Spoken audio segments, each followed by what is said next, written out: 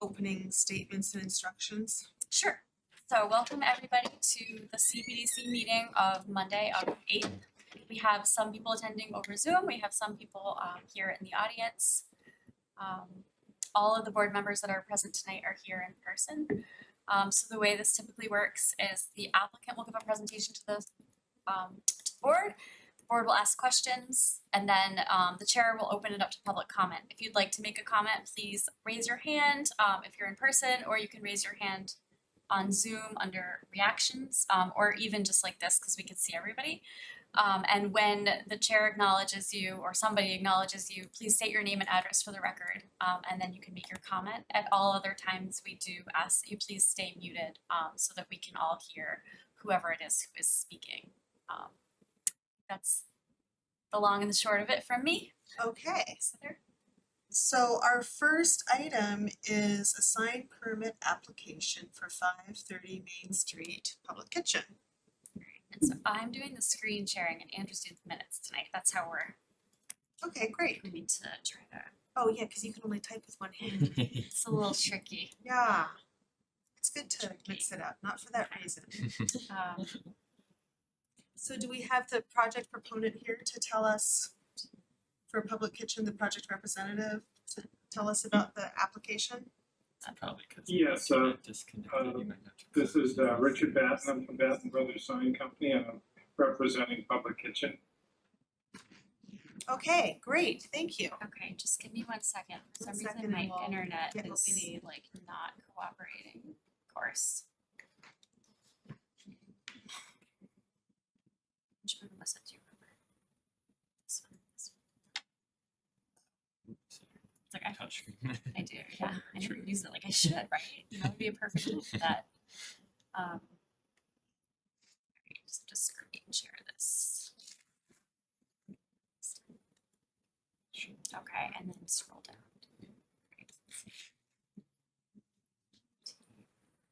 This is so tricky. Just bear with me. It's a little, everything's a little slower. Me.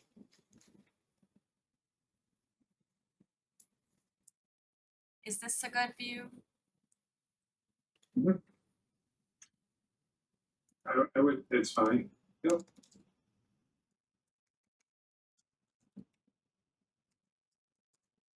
So feel free to give an overview. Yeah, why don't you just give us an overview of what you're proposing? Public Kitchen purchased the old Biltmore Main on Main Street, and they're in the process of renovating it, changing the name. They have a restaurant in Wakefield that's been very popular, and so this is their next one in line. So the signs that we're requesting are similar in nature to the previous Biltmore Main signs.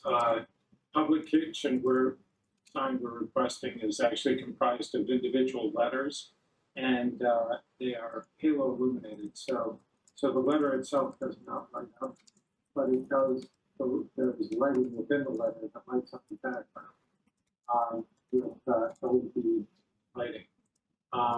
So the Public Kitchen letters are white with white returns. They're 3 inches deep, and they're projected off the building by 2 inches, which allows the light to wash the background. The sign is basically the same type that Biltmore Main was, and approximately the same size. And it has a logo, which is a leaf sheath and a fork, which is also heavily illuminated. There's also a second sign we're requesting, which is an existing sign, which says that the B&M logo on it, Biltmore Main. And I think there's a drawing of that as well. Essentially, what we're doing is we're just replacing the face within the existing structure. So for the same size, actually the same cabinet structure, just new face with raised graphics, which is their logo. Okay, and the blade sign is not lit, right? I can't remember. It is not illuminated. Okay. questions from the CBDC? All right, I'll go first. Number one, what's the size of the sign assuming 27-inch height for the main sign, public kitchen? You've got letters at 22, but the logo is 27. Mhm. So the entire sign is the 23 feet, 8 inches by 27 inches. So what's that total, please?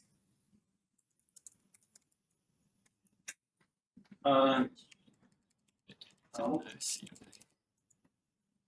it's 5 inches, approximately, because I don't have a calculator, it's probably approximately, We have 53.25. Okay. We did that calculation. Yep. Andrew did All right, that. so we got 53.25 feet. is that how you want to calculate the square footage of the sign? It just seems like it's not fair. Just because there's two elements that are like extremely thin and are 27 inches tall. The body of the sign is 22 inches by 23.6. Right. Is the definition of sign area in the zoning bylaw. It still complies. When I see incorrect numbers, I like to know what the real one should be.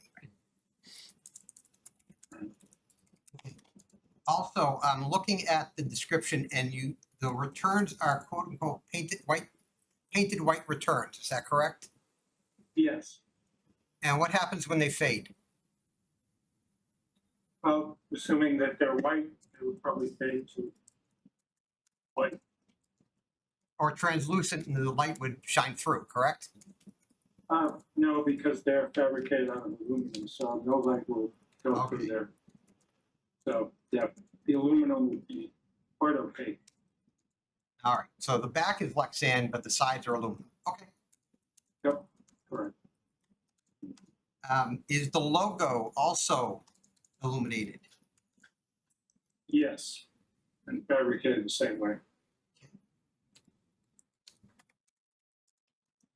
I think that covers everything I've got. So I just want to make sure I understand. I'm still learning sign fabrication. So the letters are entirely aluminum so that as paint fades, no light comes through either the front or the sides? That's correct, yep. So basically, we route out the aluminum faces, and we weld the sides to the faces, and then seal the place where they actually where they connect. Besides welding it, we seal it with a black silicone, so there's no light that goes through there. And the paint that we use is Matthews acrylic polyurethane, and we've gotten 15 to 20 years life out of that paint without having to repaint it because of it. It's specifically made for signs, for architectural metalwork, and we've had great luck with it. Thank you. Tony, do you have any more questions? Not at this time. I think that covered everything. Okay, Katrina. I have one question. So the logo, like the fork and the wheat, will that be, functional with the halo lighting with that skinny of a line? Or will it be kind of on a plate or something? It's going to be a challenge to fabricate that. We may have to broaden the stroke of that to get the LEDs in there, but they do make them quite small now. So we should be able to make that work. Okay. But it's not, we're not planning on putting it on a background or plate or anything. Okay. That's all from me. Otherwise, it looks very much the same as the sign that's already there. Yeah, and I don't have additional questions to those. And there are some members of there are some attendees. Does anybody else who's attending have questions?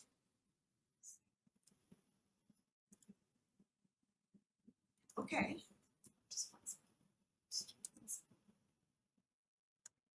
I don't see anybody on so Oh, thank you for double checking. I can screen share the decision. Okay.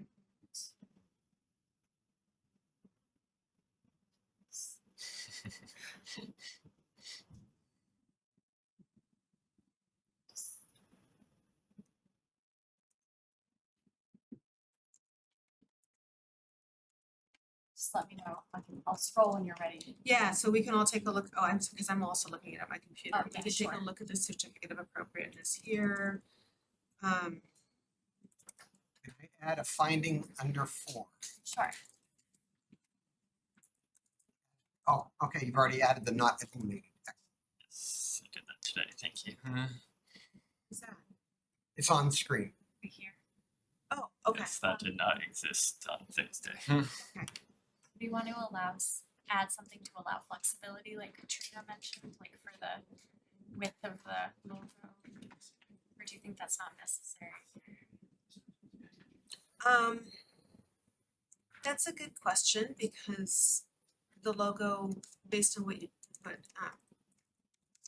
presenter was saying, that the logo may change a little bit.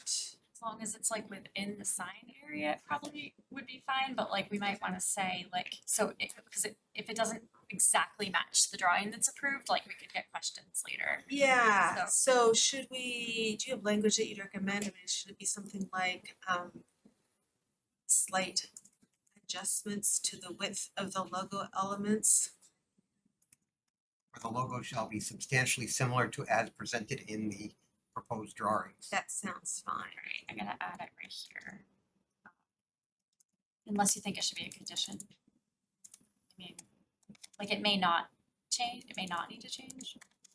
My question becomes if they make a significant change, who do they go to? Do they go just to town staff who can say, We yeah, would that's good enough? We would decide like if it's should come back or not. All right, so does that need to be the finding or the, I'll just put it as a condition. How about as a condition? Yeah, like should the logo elements need to be adjusted to accommodate the halo lighting?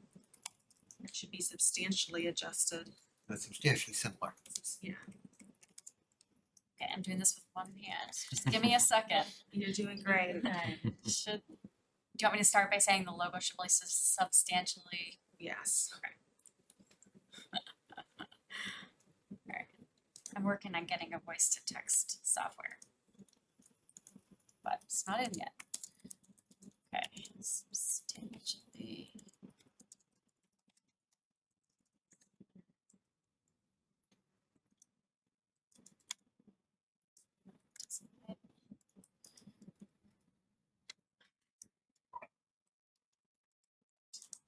Here.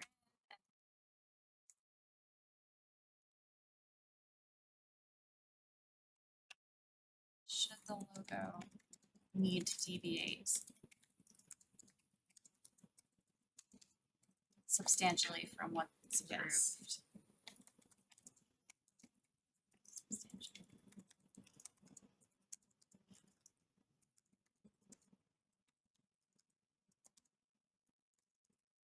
The applicant may need to return to CPDC, something like that. Yeah, because they would go to you first then, Yeah. and then you would determine whether they need to Right. come back to us. Great.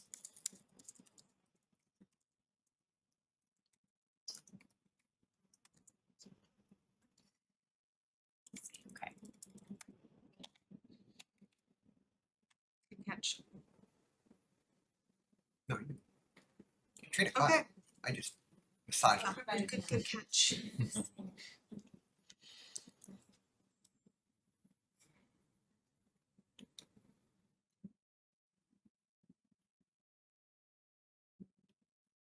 Is there anything else we want to add?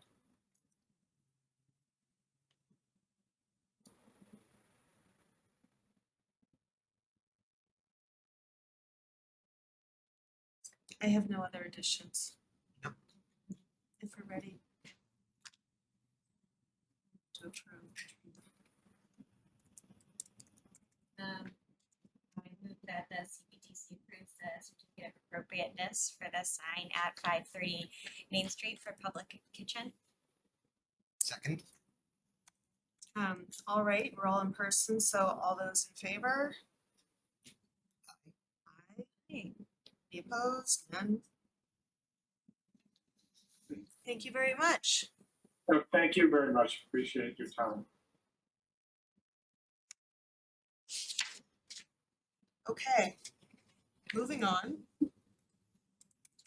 Next up is the continued public hearing for the 40R plan review at 459 Main Street. We have the team to present here tonight. Yes, we do. Good evening. My name is Attorney Jesse Schomer. I'm representing the applicant in this matter. Also here in attendance tonight are Guy Manganello and Giuseppe Federa, the principals of the developer, as well as Sam from TEC. He's our traffic engineer. He's here to discuss the peer review letter that was filed since our previous hearing by Green International. And we also have our project architect on the line tonight, Jeff Ollinger of Ollinger Architects. If I may, briefly before we get started, I presume that the commission would like to proceed first to a discussion of Green International's report, which we have had a chance to review. Is there an issue tonight with quorum, given that there's only three members of the commission tonight? There's not an issue with the quorum because we're a 5-member board, so we have 3 of us here. Right, and only 3 are required for any voting on a 40R application. And you 3 are all eligible, like if that comes to pass. Okay, Understood. Thank you. thank you for checking. So yes, we could start with that, if that's where you would like to start, because that was, I think, the main item from the last meeting we had. Are there other? We have follow-up items on the from the peer review report. I noticed myself, kitchen stuff, that there were a number of staff questions that we probably want to address as well. Traffic was a major impact of concern, so we may as well begin with that, if that's what you'd like to begin with. I think that's probably the best place to start.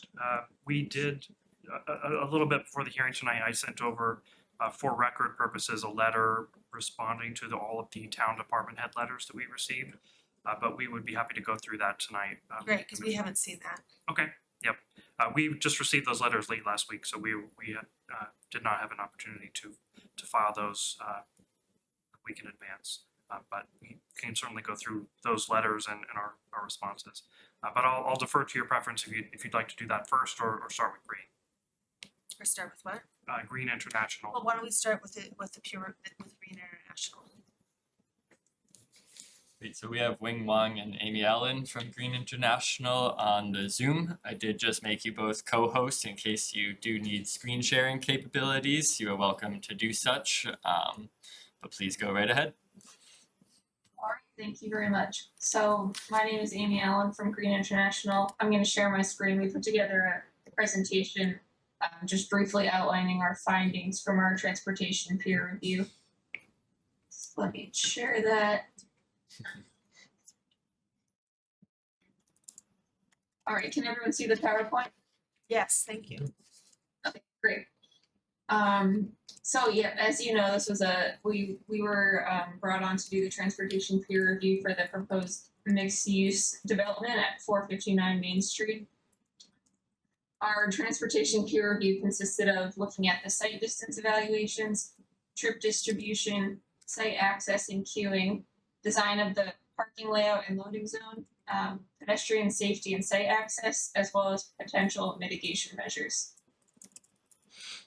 So first, as far as site distance evaluations, we do concur that the minimum recommended site distances are available on Washington Street.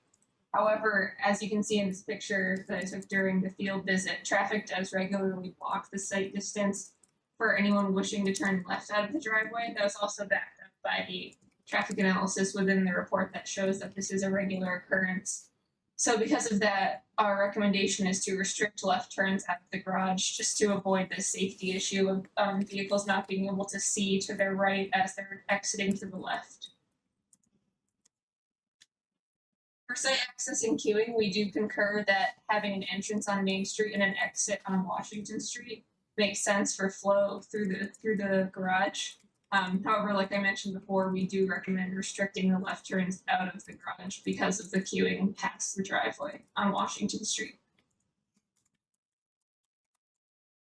For parking, first of all, we looked at parking for the commercial use. The TIA, which is the traffic impact assessment, stated that 4 parking spaces are provided in the garage for commercial use. Per the town bylaws, generally for 2,000 square feet of retail space, 7 parking spaces are required. The TIA did state that the commercial space is exempt from the off-street parking requirements.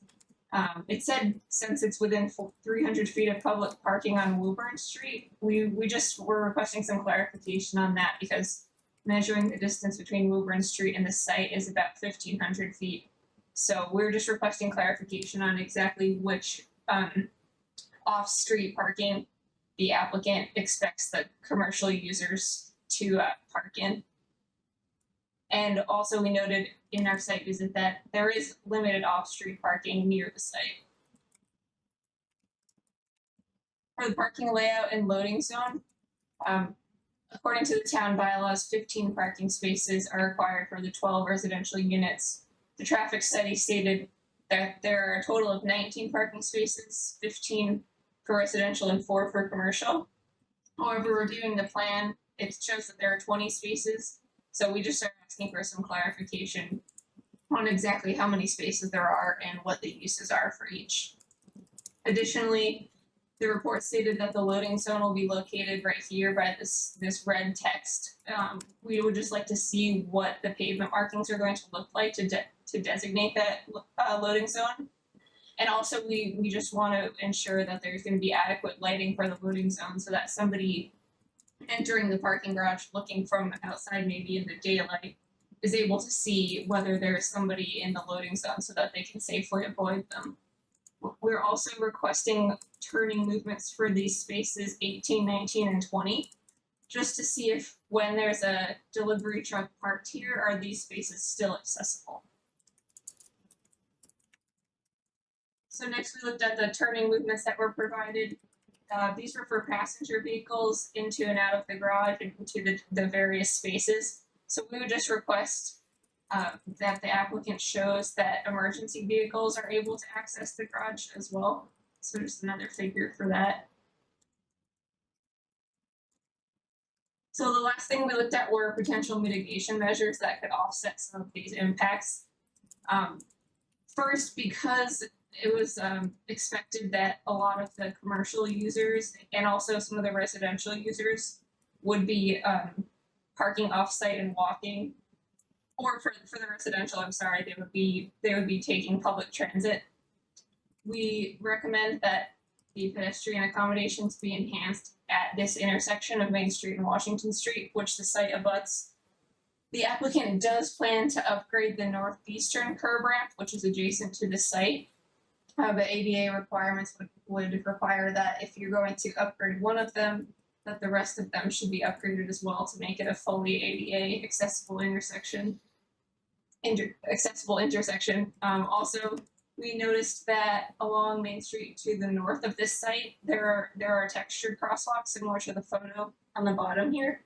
So we suggest looking into maybe providing those similar textured crosswalks at this intersection for visibility. And then also looking into the possibility of upgrading the pedestrian signal equipment.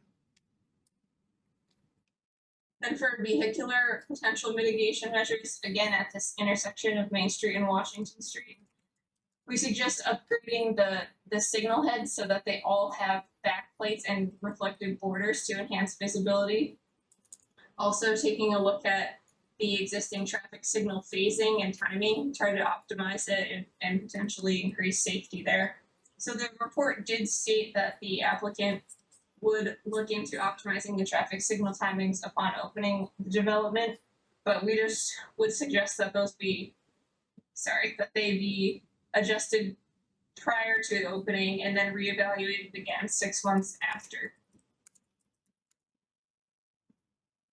So in conclusion, one of our recommendations is to restrict left turns out onto Washington Street. Additionally, we're requesting clarification just regarding the number of parking spaces and that off-site commercial parking. Requesting additional turning movement figures for emergency vehicles and for the passenger cars within the garage near the loading zone, and then a figure showing the loading zone pavement markings. And then, like I just went over, pedestrian and vehicular improvements at this intersection of Washington Street and Main Street.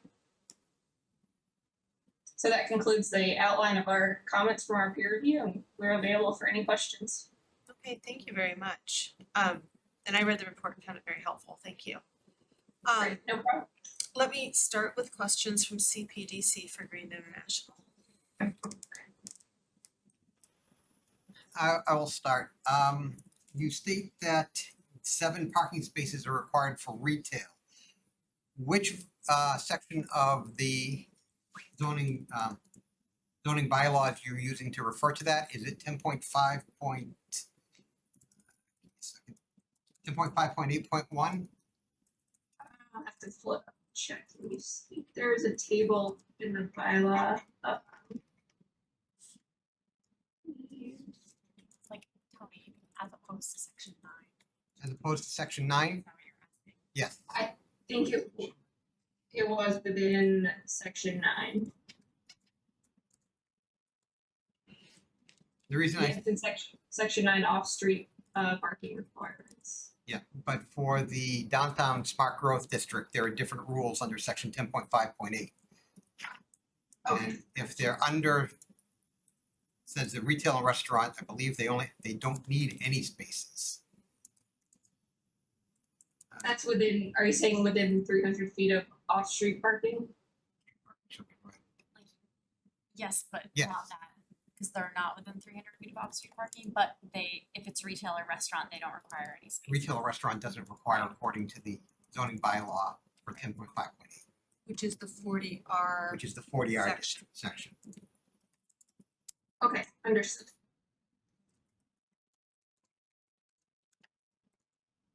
So does that make the piece about the clarification of where the public parking is not relevant? It makes it not binding. It's still relevant in that where are the people for this retail or restaurant going to park? Right.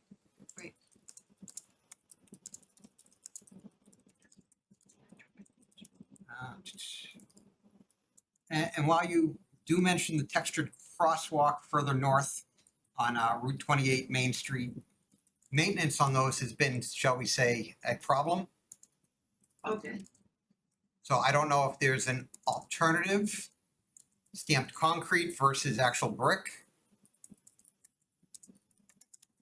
Yeah, that is definitely a possibility. That would be up to the town, whatever you prefer. We just wanted to suggest looking into enhancing the visibility of those and maybe matching into the character of the street to the north. Okay. For TIA, I have GIA, I'm sorry. Keeping everybody's initials straight is hard. All right, I have no other questions or comments for GIA at this time. Thanks. No comments now. I'm interested to hear the applicant's response to the points in the letter though, so. Okay. Let's move to that then. Thank you very much. I just I have prepared comments in detail to all of the remarks that Green International had in their report. But I thought the last slide that Ms. Allen had up, the conclusions was particularly helpful, and I think we can maybe summarize by going through those just one by one. Would you like to bring that slide back up again as a visual aid? Yeah, or does that if she wouldn't mind, I've got the picture of it here, but if she could bring that back up and so everybody can take a look, that may be helpful. Thank you.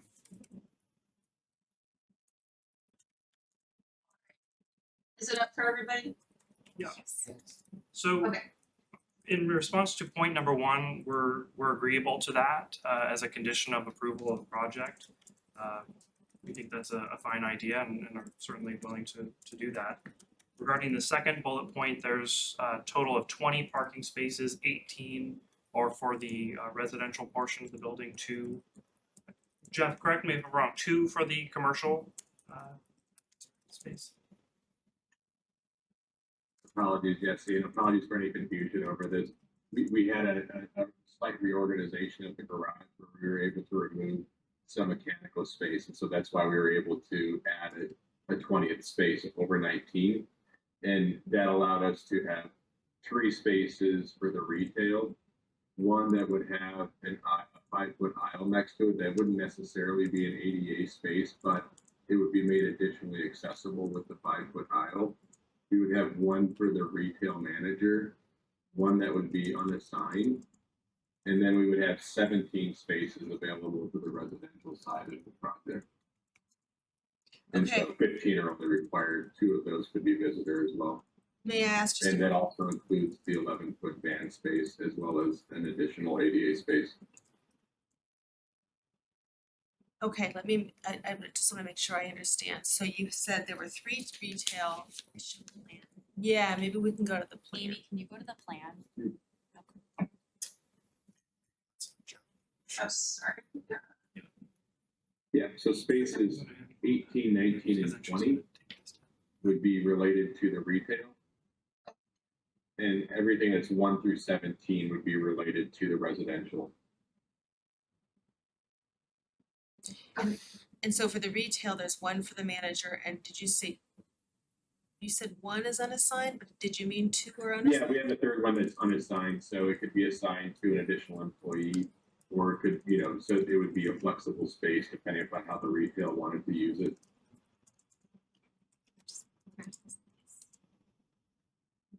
And then 17 residential.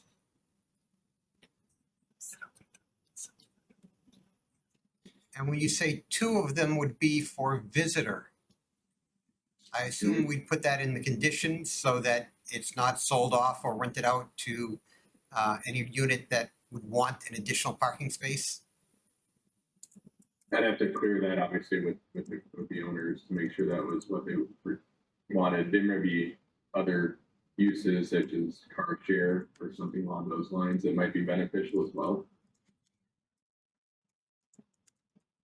I think to respond to your question, Mr. Terezzo, we wouldn't like that to be a condition because what management would like to do for this project is assess parking need after occupancy of the building. And we want to allocate that space most optimally for either residents, guests, or the commercial space. So a condition requiring it to be just for guests kind of ties our hands in that regard. We want to have the most flexibility to optimize the parking.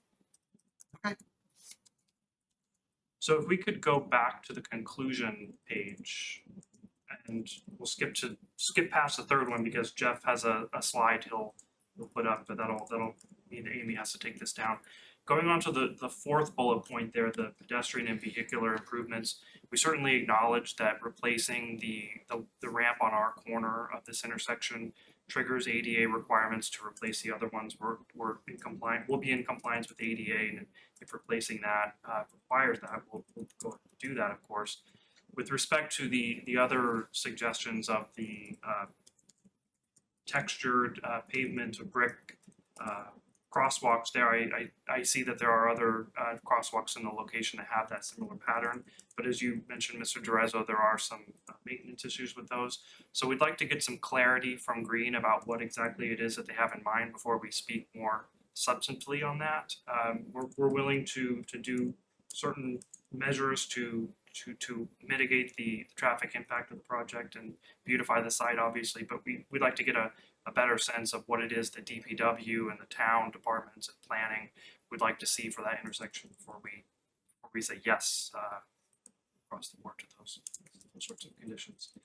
But with respect to the third point, I wonder if Amy wouldn't mind taking down her screen share so that Jeff Ollinger can put up a diagram that he prepared today, which is responsive to the request for turning movements for the spaces 18 through 20, as well as emergency vehicles in the building, which just to be clear, in that sense, we're talking about ambulances only. We're not obviously talking about fire ladder trucks. Those are not designed to go in a building of this size.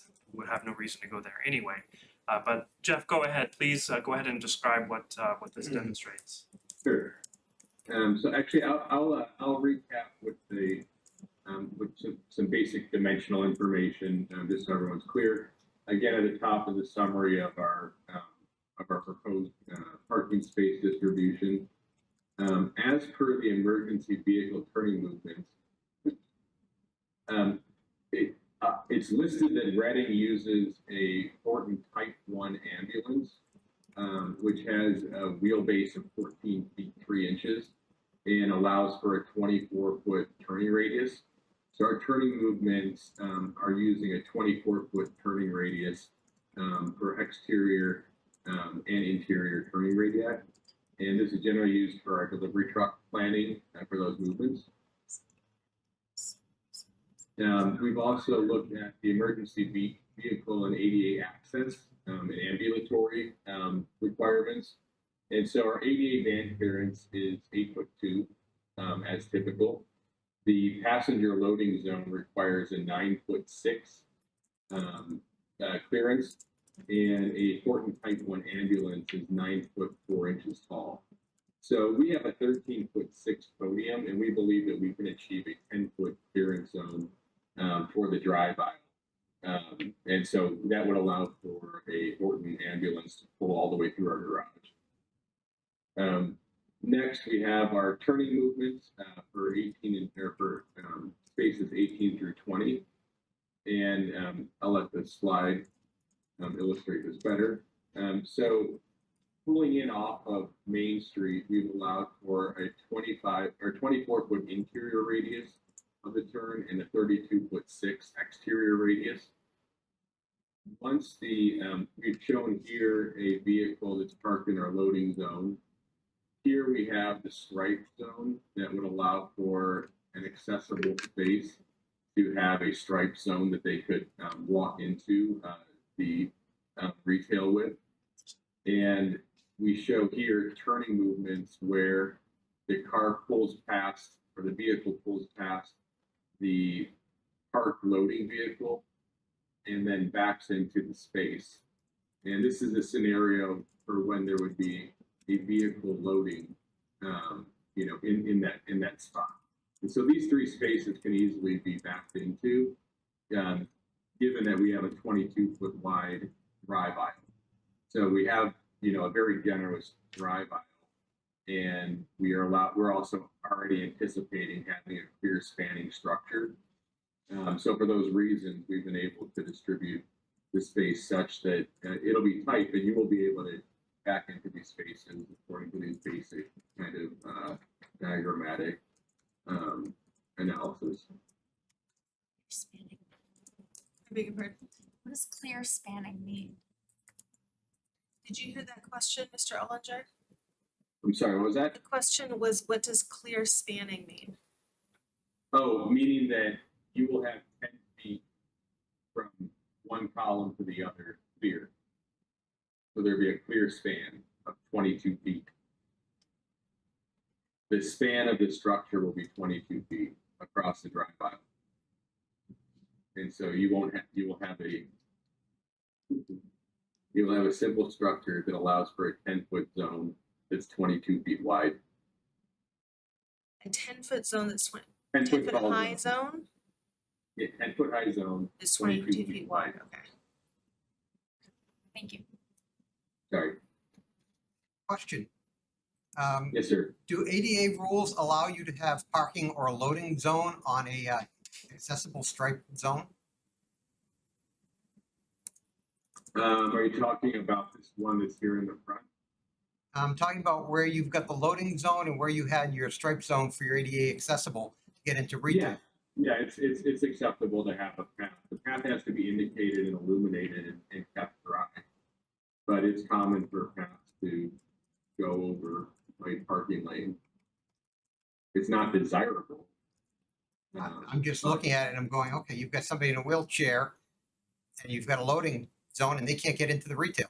Yeah, I'm noticing the same thing.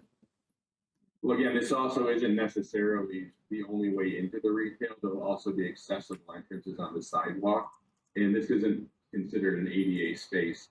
Again, this is considered to be a space that would have a convenience aisle next to it. And is meeting the dimensions of what an ADA space might require.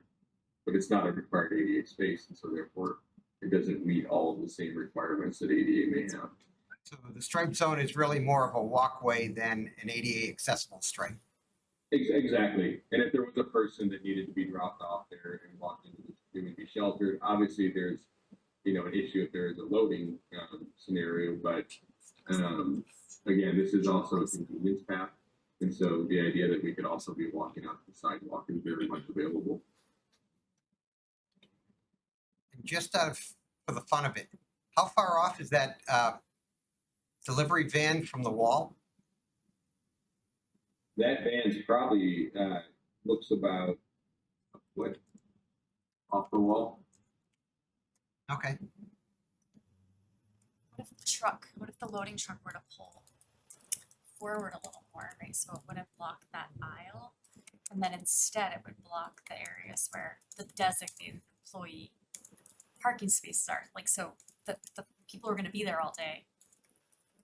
Right, and then the back of the truck is actually near the door, which seems to make more sense. Do you know what I'm saying? If you bring the truck forward, then you block off the turning for the getting into those spaces. Right, but those spaces are designated, right, for the employees who may have already parked and are gonna be, like, may not be leaving, right? At this point, I thought one was the manager, at least one was a customer.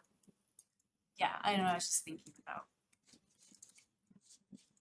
another way that might make more sense, like, cause the front of the truck is not necessarily what needs to be near the entrance to the, right, it's the back of the truck that you would want near the entrance space anyway. If I may, may I ask, this is I've got a question related to this. What are- So the delivery truck comes. Does the delivery then happen through the front doors way down at the corner, so that side door is not actually a delivery door? Because it's blocked by the truck? We may also be able to move that door, further down, et cetera. Again, the fine details of how, people would be delivering to this space, we can work out. But in general, the principles that we have enough space available to make these parking spaces work, and we can also fit a large delivery vehicle with those parking movements. That's the primary concern right now. Yeah, it's just that one space doesn't quite work. Space 20, you're clipping the rear of the delivery truck, are you not? No, I mean, space 20, and again, I also want to indicate that these were like very generous turning movements that we're showing.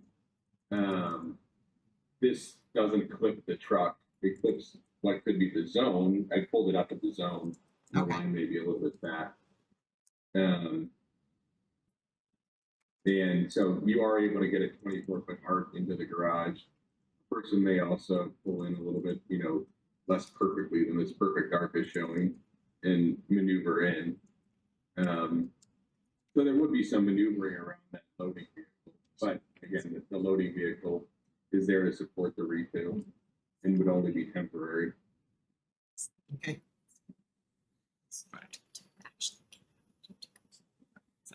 Katrina, do you have questions about this?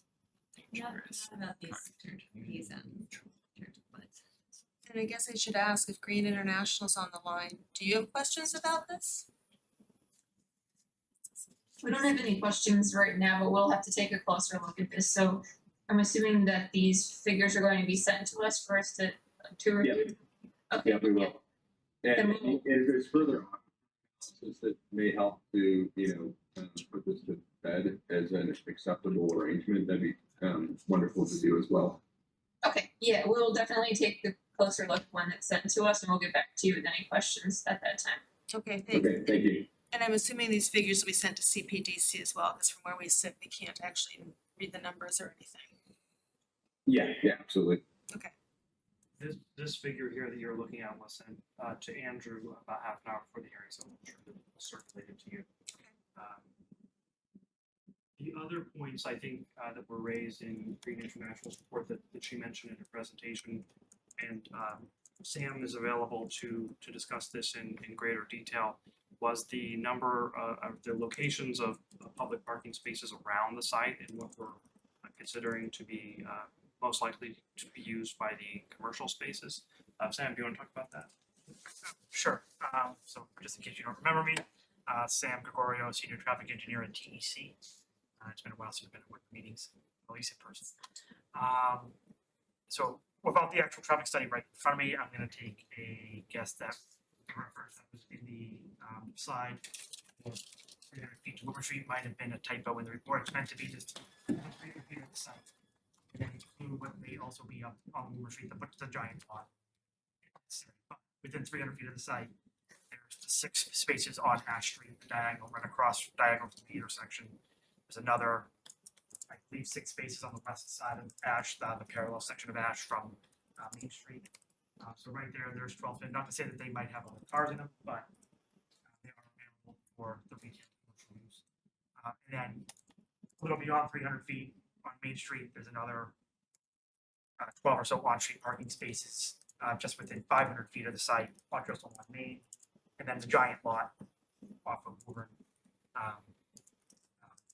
Obviously, I know that that's generally mostly full all the time, but again, there's other public parking spaces available within that site. And then again, being the type of retail along this stretch of Main Street, we want people to be sharing between other businesses and stuff like that. We don't intend that necessarily everybody's going to only go to one place, park, go to ours, come back. It's just like other places in the center of town. It's people going to multiple places, so parking within, which is generally why the bylaw would normally read of a certain distance, because you expect people to be going to multiple businesses. But again, with that, we also provide the other spaces inside the site, which again has been changed over time since the traffic study, but now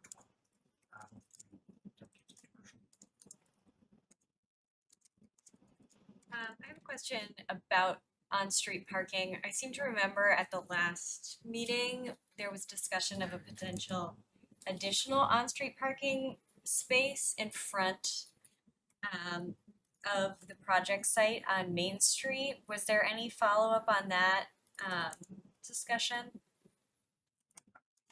directed to Jeff.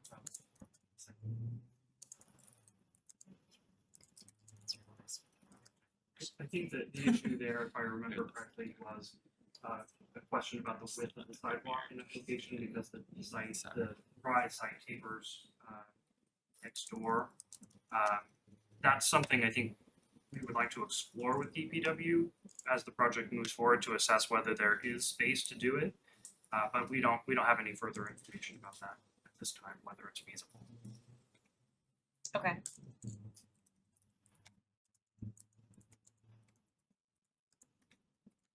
So if I just consulting my notes, the other 2 items that I have that Ms. Allen mentioned in her remarks and in her report were requests that we update the civil plan to provide the detail of the loading zone and the lighting in the garage. We're certainly willing to do that for the final project plans. It's just a minor revision. We'll take care of that. And the other request was had to do with the change of the signals with respect to the completion of the project in 6 months after the project opens. But we're in agreement with that as a condition. We have no issue with that.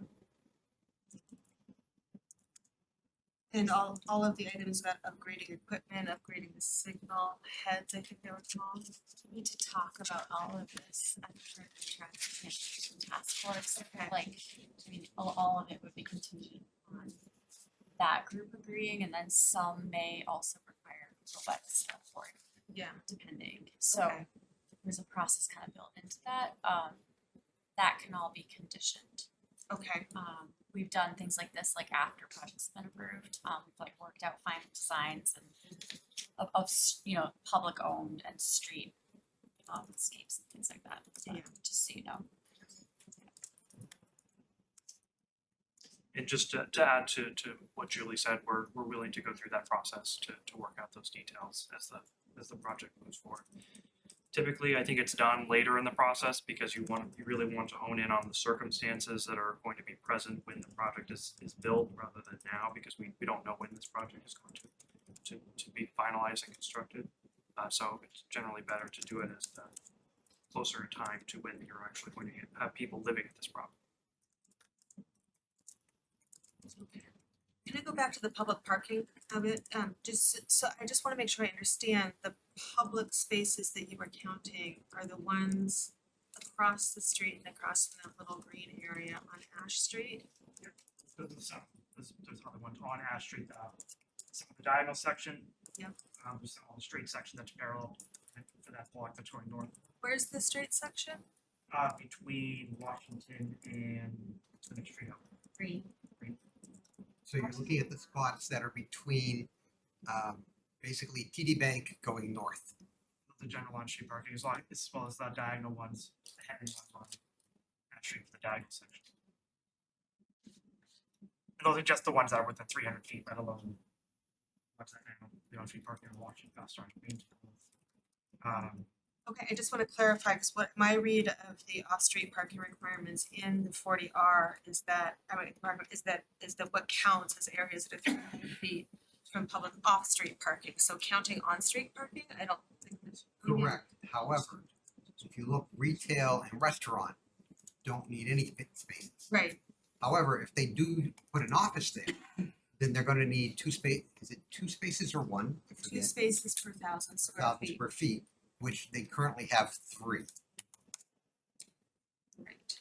And how many square feet is the commercial again? Roughly 1,500 square feet. 1,455 square feet.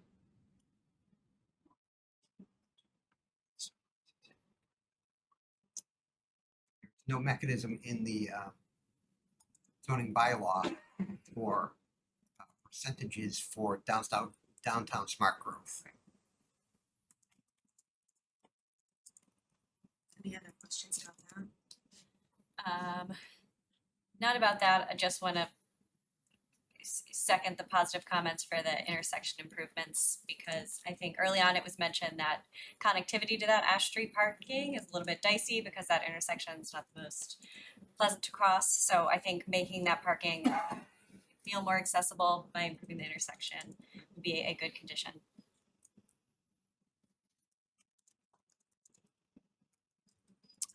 Okay, any other, before we leave this topic, I guess I would also like to just check in with Green International. Are there any other of your thoughts and recommendations that were left unaddressed in that? Well, we haven't seen the formal responses yet from TDC, so we'll have to review those responses and figures that they've provided and then get back to you and let you know if there's anything outstanding. Okay, Not related to parking, but I did have one other issue that I wanted to bring up from Green International. I think the letter mentioned a question about the trip distribution, not relying on the most current data, and that maybe more current Yes. data was quite a bit different. Is there a comment on that? I can address that, MSG first, but generally, what we use to project out where traffic would be coming from, generally uses US Census Bureau data for if it's a residential development, or office development, generally journey to work, which tells you people in Reading where they work, people who work in Reading where they live, or any other town for us. So the data that TEC was using, rightly acknowledged was what would now be slightly out of date. 2019 data is, we'll say, slightly different, but in that sense, the amount of traffic that's being generated by the project, which is very, very minimal, we're talking like 7 to 8 trips per hour, just because there's not a lot of units, it's not a lot of commercial space. Any major change in percentage, let's say going from 15% from one direction to like 30, may change one of those by 1 car. And so overall, the traffic study doesn't actually change really any result that comes out of the traffic study that we would normally see. The new data from 2019, for instance, and I actually printed it right here just as an example. Whereas the traffic study would say that from the 2013 data, 20% of the residents from Reading generally work in Boston. The new data would say 22%. So over 8 potential cars that we're generating, that's a quarter of a car. That would change from that. That might move from one road to another. Now that might change a couple different times, but over the course of a study with that little trips, it has negligible impact on any roadway for how that would change. We could redo the analysis, but that can just come with the exact same result at the end of the day. Any response to that from Katrina or Green International, if you were able to hear that all right? Yeah, I was able to hear that. I'm following what Sam's saying, and again, we'll have to take a closer look when we get the responses, but it does sound like due to the low number of trip generation that it would just be maybe one car here or there. But again, we'll take a closer look at it once we receive those responses. I'd appreciate that. My impression is that one car here or there makes a big difference down at that intersection, so. Okay, Thank you. yeah, we'll definitely take a look.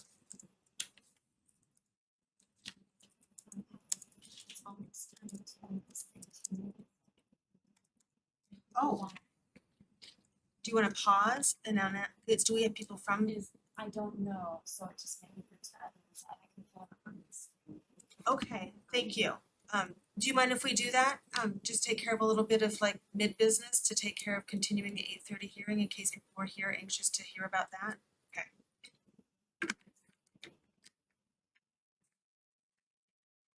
Can we do that yet, or do we have to wait 4 minutes? You're very close, it seemed like you might be at a good place.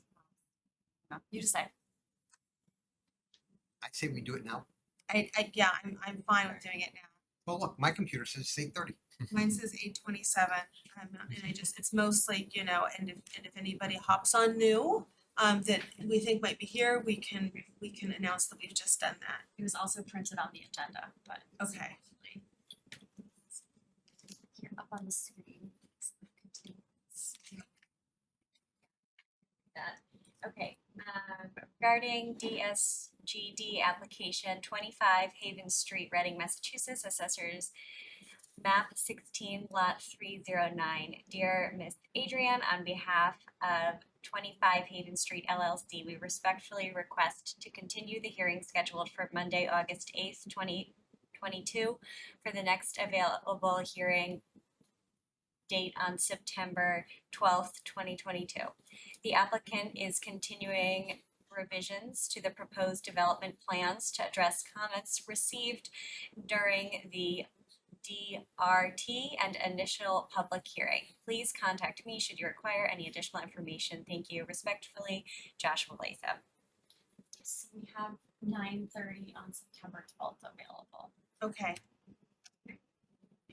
Pardon us for this. Would you like to just make a motion to? Okay, I move to continue the public hearing for 40R plan review for 25 Haven Street to September 12th, 2022 at 9:30 PM. Second. All right, all in favor? Aye, none opposed. It's a plan. Thank you. Sorry for the interruption. Sorry for that interruption. No problem. So it does seem like we're at a transition in the discussion from traffic. Next steps are the formal response that it sounds like you've sent to Green International, but we'll want Green International to review that and get back to us on their opinion on that.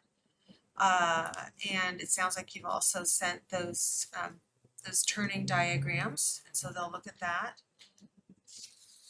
Are there other items on traffic that we need to have as a next step? I was trying to capture things. I just want to clarify, we have not received those, the responses. Okay, Yeah, I have not forwarded them yet. I just okay, so got them. Andrew has received Haven't- them Okay, just like today, Do that and so tomorrow. Andrew will forward them tomorrow, and then you'll have a chance to look at those. okay, sounds good. Okay, that sounds good, thank you. We can schedule the like public realm improvements on the next PTTF agenda. To Okay. talk about them at the staff level to give you all feedback for the next meeting, Okay, if it's helpful. so that's another next step is that staff, PTTF is the parking, traffic, 3 Ts. lots of Ts. Parking Transportation Task Force. Okay. Does that sound about right to you all? So we'll have responses from both of those groups for us at the next time we talk about this. Okay, while we have, I am thinking that while we have the staff reports available to us, I'd like to, you said you had responses to the staff reports, so I'd love to go through those as well. Sure. So the letter that I submitted to Andrew, I don't know if you have the ability to put that up, Andrew. Yes. What I did was I copied all of the comments that were made by the fire department, police department, DPW, and economic development, and just bullet pointed all of our responses to them. And we can go through them very quickly. For the most part, we're in agreement with all of the comments and are happy to have those as conditions of approval of the project. If you I'm just pulling them up to refresh my memory too.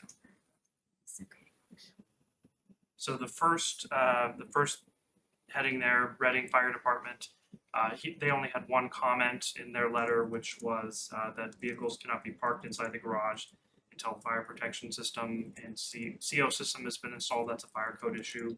We understand that and are agreeable to that. Similarly, the NFPA 241 site safety plan, that's also a fire code requirement, so we're in agreement with that. The fire department had a question regarding what the field office is and what visitors they're referring to there. We're referring to there building inspectors, town officials, visits of that nature. We're not having any non-construction personnel on the site until occupancy permits are in place. That's a building code requirement, and we're in agreement with that. The sales and tours, that'll be done virtually prior to completion of construction, so that's typically how that's. So no issue with that comment as well. So we're in agreement with all of those. Okay, so how do you have a field office before you even start the building? The field office is going to be located in the area of the commercial space. Would that be probably a temporary structure brought onto the site? Okay, so and then you pour the concrete for the rest of it and then move the field office? You're gonna wanna check with the building department on the temporary structure and Yep. the location of it, fire separation and all that. Understood. There may be a requirement for a separate building permit. Yeah. in place. Yeah. I'm thinking that, yeah.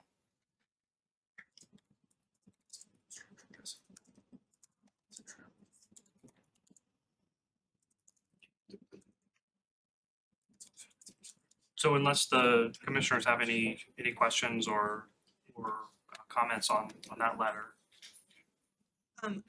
Yeah, we could go through it letter by letter. Yeah, I have no comments on the fire department.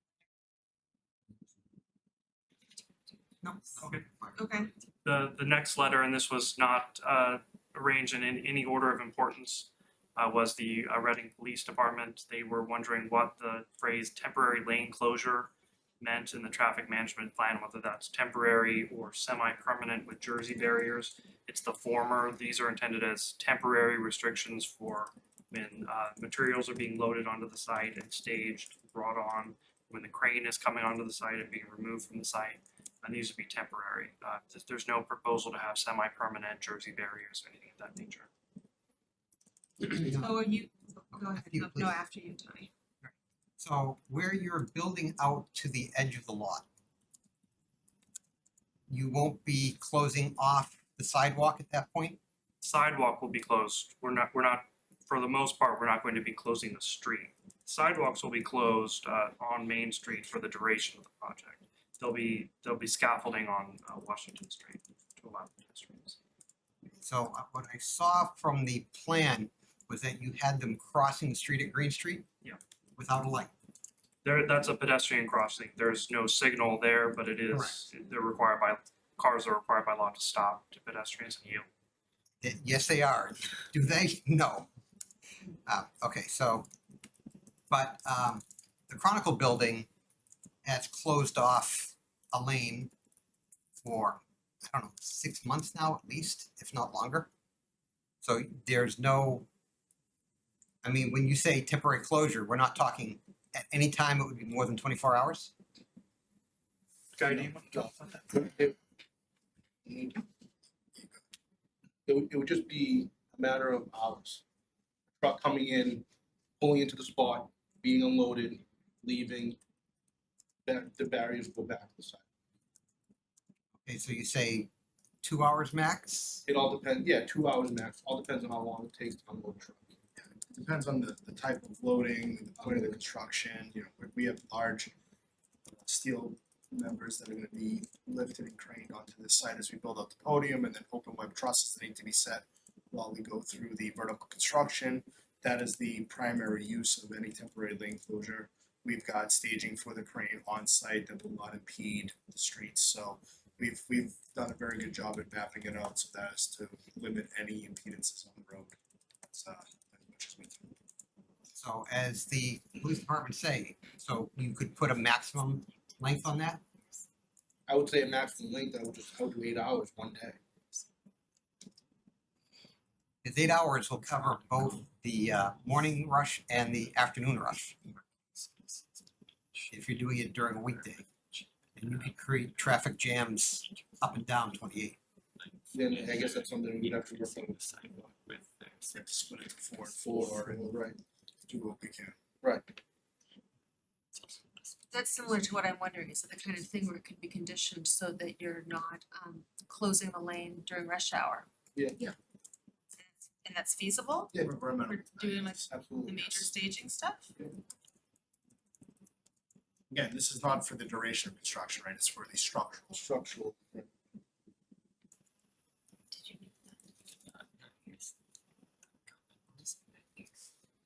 Sorry, what was that comment, Heather? And I was just wondering if it could be conditioned so that, sorry, No road closures would occur so there would be between- no lane closures during rush hours that I guess we would define as rush hours. Peak traffic hours, and I say that in Reading, knowing that peak traffic hours include school hours. There are a lot of families who need to drive their kids from one side of Main Street to the other to get them to school on time, and already that's difficult, so.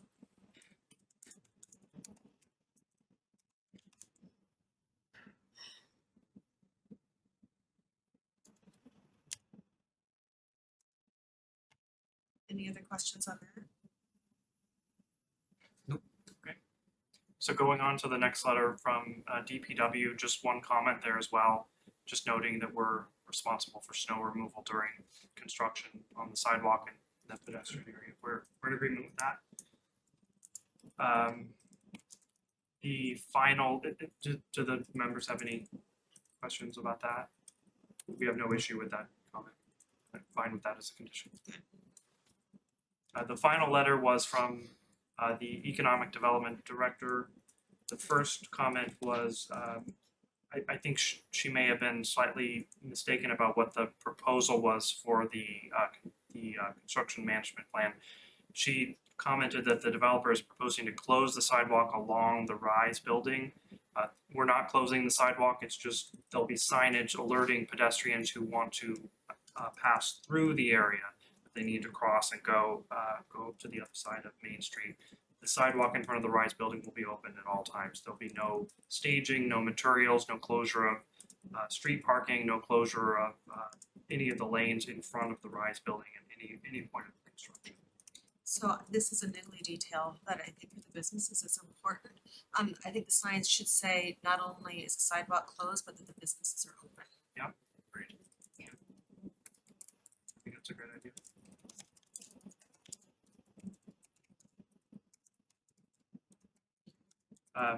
So unless there are any other questions on that point, the additional comments had dealt with exactly the same issue and speak to the point that you just made. Next comment, if Andrew, if you have a second to go down. Thank you. Was pedestrian access needs to be available along the Rise for businesses and residences. Same response there. The sidewalk will be open, and I think it's a great idea to have the signage alerting residents that they can go there, alerting patrons of that business that they can walk down the sidewalk. Similar to the next comment, an alternative material laydown area is preferred. The laydown area is in front of our site only. There'll be no laydown in front of the Rise building. The reason why it's placed where it's placed is because that's the main site access driveway. So that's the most optimal point for materials during these short periods that we just talked about, for them to be placed in the street during these brief periods of closure. So there's no other location for it to go that provides the access into the driveway like that does without providing disruptions all around the site. So that's the reason why it's located there. And as I mentioned before, it's not going to be impeding access to the Rise building in any way. I have a question about the material laydown area, and I realize that we're getting into kind of questions that we might also have about the construction management plan, but I'm trying to do one at a time. So the times when you might need to close the street or to have access, I may be getting confused. You might need to close the street when you're doing staging, you're going to have a material laydown area. Are those materials, that's what's blocking the sidewalk, and that's why the sidewalk needs to be closed? Sidewalk is closed for multiple reasons. One is public safety. Yeah. Being the most paramount out of all of that. So I think that's. Yeah, it's not materials. We wouldn't be storing materials on the sidewalk. So when we're talking about material laydown, I think we're primarily talking about these periods when the lane itself will be closed and then pulling out the barriers to put down the materials there. And so then, so you lay down the materials, and all those materials in the short span of hours will be put onto the site and it'll be able to reopen the road?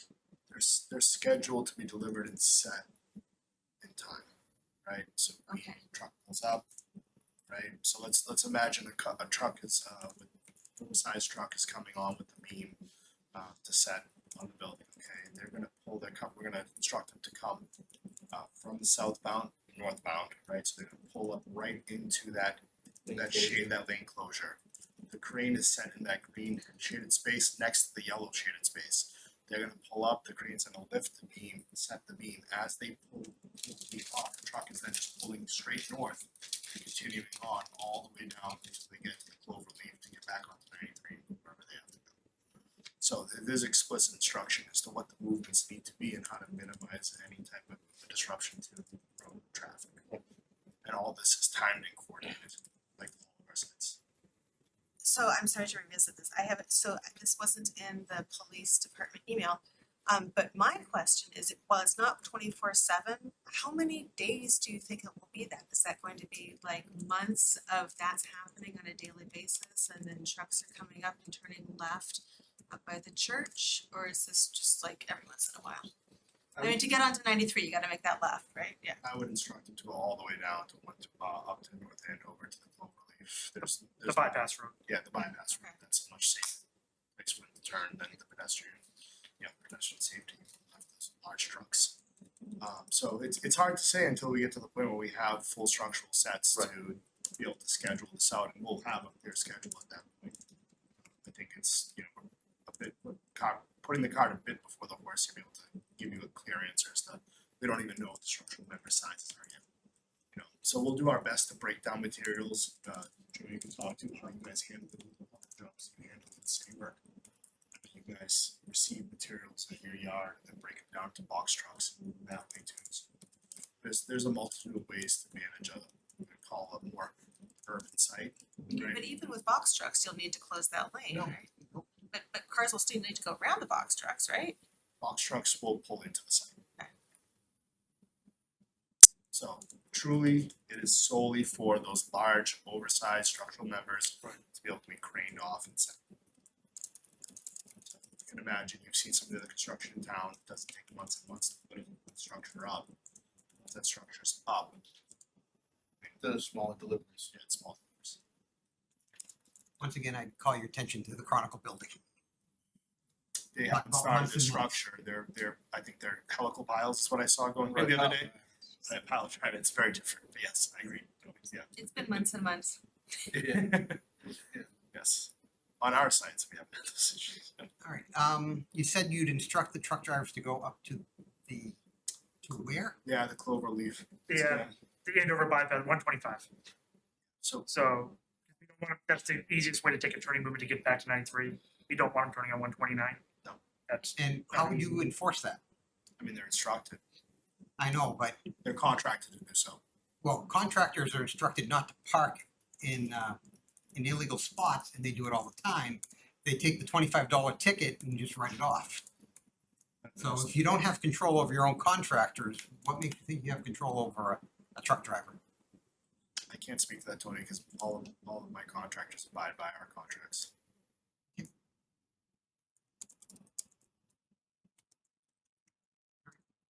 And then just to clarify, so even when the lane is closed, there's still the other northbound lane open at all times. That's right, yes, absolutely.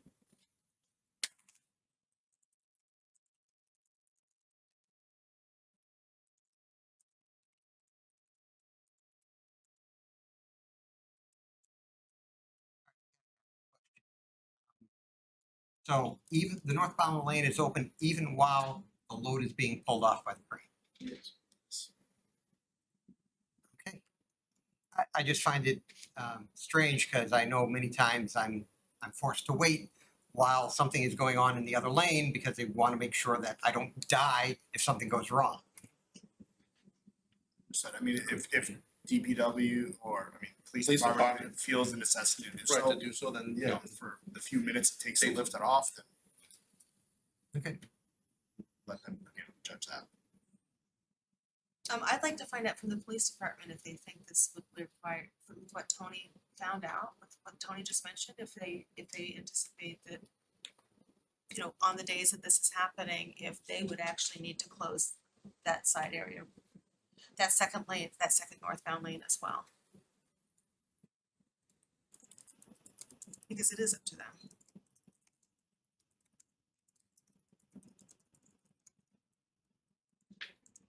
So if we, Andrew, if you could go back to the letter, there's just two additional points. The next comment that they had was related to what we've just been discussing. They suggest an alternative material laydown area at the McDonald's parking lot. It's not feasible for the reasons we've talked about. You really needed to have that close to the site so you can get the materials off the crane and end the street closures as quickly as possible. The area that we've designated as laydown spaces, as Giuseppe and Guy have discussed, is adequate for what we're proposing.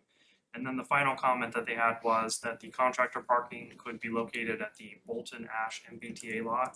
That's one of several areas that we're looking into, but as outlined in the construction management plan that we filed, it is our intention to have contractors and subcontractors carpooling and shuttling to the site to ensure that they're not taking up public street parking. So that's the end of the comments that were in the town department letters that were filed with you since the last hearing.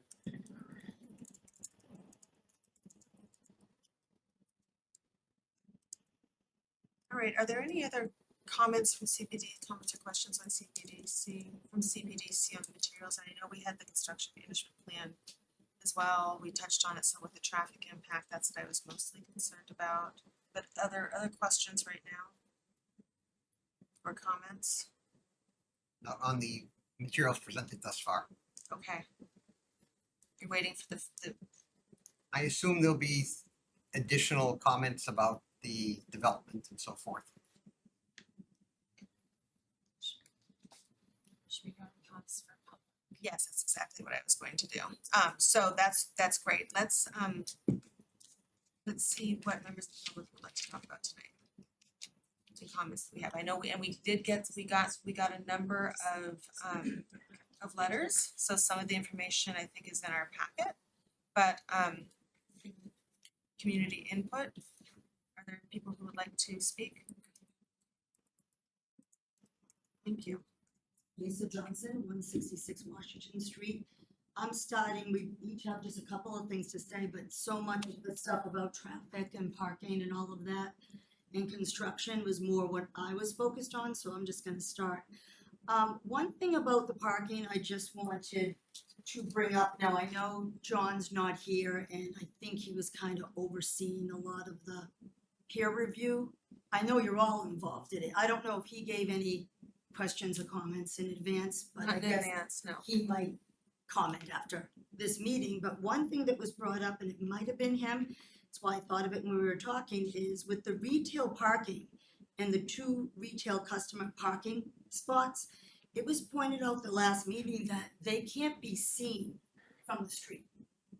So they're there, they exist, but no one knows if they're available. And the concern that came up at the last meeting was cars circling, maybe pulling in, no parking, coming down on Washington, doing that again, circling the area for parking. So wonderful, there's 2 parking spots there, but if nobody knows they're there, that was a concern, and it might have been John, so I wanted to bring that up in his absence.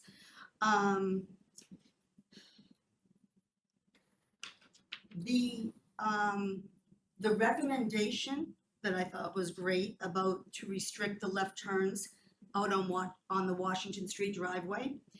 Is that confirmed, meaning that will go in the decision that that is what it is? So when the board is voting, it is voting on something that clearly says there will be no left turns coming out of this driveway? So again, we would need to talk to PTTF about that. Okay. Even though it's private property, it would be like something we would wanna talk to the police department about, and like how it's enforced and, like if you feel strongly that you want it, it could be included in the decision, but like the police department may or may not be able to enforce it, so.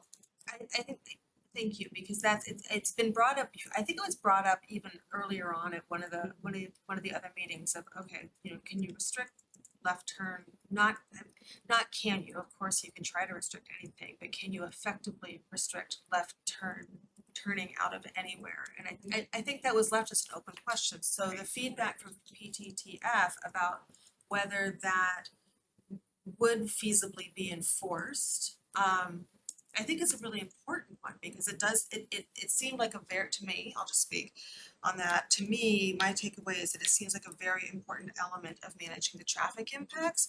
And if it can't be enforced realistically, I think that's something that we have to consider. I can think of one place in town where we're not supposed to turn left, where I might turn left frequently myself. And so I think that's an important question. Yeah, that's what I was envisioning too, so I'm glad that will be discussed. I'm really surprised that there really isn't that much of a difference between that 2009 to 2013 census data and what is available 2019. It sounds like everyone does want to see the 2019 info though. Are you guys leaving off that you will see that? I think that's the next step is to actually follow through on the Green Right. International like recommendation to you do it with the mentioned. current census data rather than leave it to fate. Just a couple of cars. Yeah. Can make a difference, and that brings me to my next thought, which is there was a couple of TCE traffic assessments, and then Green gave their peer review. And what I found in those assessments, it was said 138 new vehicle trips per day at this site is a minimal amount, and that new traffic will not impact the capacity of the roadways. I respectfully disagree with those statements. I believe 138 new vehicle trips per day, if that's even accurate, because it's based on older info, will certainly impact this area. I'd also like to note in the traffic assessments, peak hour and peak period were noted multiple times. I feel it's important to mention that there can be heavy volume at this intersection throughout the day, and the queue on Washington Street heading toward the intersection can be very long in the middle of the day as well. I provided pictures that I sent to Andrew and I think were sent to the board. I just picked a random day. I was pulling in my driveway and I got out and took a picture because I was pulling in the driveway and I was right there. Thursday, June 23rd at 1:27 p.m. Can't get more random in the middle of the day than that. There were 17 cars waiting at the light. This is, I just don't know how 138 new trips is not going to impact that. And when we spoke about that at the last meeting, somebody brought up on the board that if that queue gets too long, which it already does, people choose Elliott Street, Village Street, and Haven. Those are much smaller streets that can't handle a lot of traffic. And this is already before this development in their 138 new vehicles. So I just wanted to point that out when we were talking about that. The construction management, there was items that came up when, because different departments in town spoke about it, so I'll just speak what jumped to me. It was noted in the construction management plan, access to the project site and timing of deliveries will not happen during the morning or evening rush hours or at the start or the end of the school day. And project traffic is not to have a substantial impact. What we just talked about with the lane closure, again, I can't imagine how that is not going to have a substantial impact. So just some of the statements made, I don't think they match what's really going on. When they discussed the temporary lane closure on Route 28 traveling north, and I see the signage, right lane must turn right, through traffic will merge left. I made a couple of my own observations. Now, this document was, it's that document you guys showed that had like the lane closure and the signs and the sidewalks closures. I saw that on the website, the town website on Thursday, so the only day really for me to go out and say, let me see what's going on. What if there was a lane closure? It was Friday, August 5th. So Friday, August 5th, randomly, not during rush hour, we all know school's not in session, and we're in the middle of a heat wave in the middle of the summer. This had to be the lowest amount of traffic on this, at this intersection because of the vacations. It's not September yet, it's not school. What I discovered was when you look at a 60-second light cycle of the vehicles driving north, coming from the south, driving to the intersection, 3 random times I'm just gonna throw out that I found. And I have videos if anyone wants to see them. At 10:56 a.m., 36 vehicles drove north, approaching the intersection. 25 of those went straight. The rest went either left or right. But 25 in that one light cycle went straight. At 10:58, there were 34 vehicles, 25 went straight. At 11:08, 32 vehicles, 24 went straight. Basically, 75% of the vehicles driving at this, not rush hour, not school hour, nothing, would be merging into the left lane when they close the lane for what they need to do. I mean, I don't know, 25 cars trying to do that. Now, they got through, that's all that got through in that 1 minute. So you're not gonna get 25 through. At noon on this day, traffic heading north toward the intersection. I'm gonna grab some water because, excuse me, I have allergies and it's really messing with my throat. I don't know if you noticed. Sorry about that. August allergies. At noon on this day, random Friday, traffic heading north to the intersection had vehicles consistently backed up to the railroad tracks or beyond. It was interesting to see what was happening at Ash, Bolton, Maine, and the railroad tracks, you know, where Walgreens is. This is noon on a quiet, hot summer day with 2 lanes open going north. I can't imagine what it's gonna be like after Labor Day if a lane is closed, even for a few hours. Or when the pedestrians hit the crossing signal and it kind of delays traffic a little because all 4 sides have to stop, or when the railroad crossing gates come down. Now, it's already backed on a hot summer day with 2 lanes open to the railroad tracks. Once those come down, you're past that, and with a lane closure, I just don't understand how we're being told this is not gonna impact anything in a substantial way. I respectfully disagree with that. I do wanna ask a question on the, if I can still talk about the construction management plan. I don't know if you wanted to wait and go on to that more, or should I? Go ahead, Just go ahead, while you're okay. talking, just share your On comments. page 8 of the construction management plan, it notes primary entry and exit routes are noted. What I'd like to confirm is how the Washington Street driveway will be used during constructions, because it says during all phases of construction, all trucks and deliveries will utilize the Main Street gate. But under primary exit route, it notes Washington Street and how they would have to pull out and go right. So will construction trucks be exiting on Washington Street? That was very confusing the way this was worded. I Okay, don't know if someone should answer me. that's a good question. about Let's it. just go ahead and take it. Yeah. Is there a response about whether or not Do you construction want to trucks pull, will be I don't know turning if you right? can pull it up, it's page 8 of the, it's not page. Might I recommend that we go through the questions and then allow, Okay, sure. Okay, cool. And then all else I had that was kind of in this traffic and construction thing,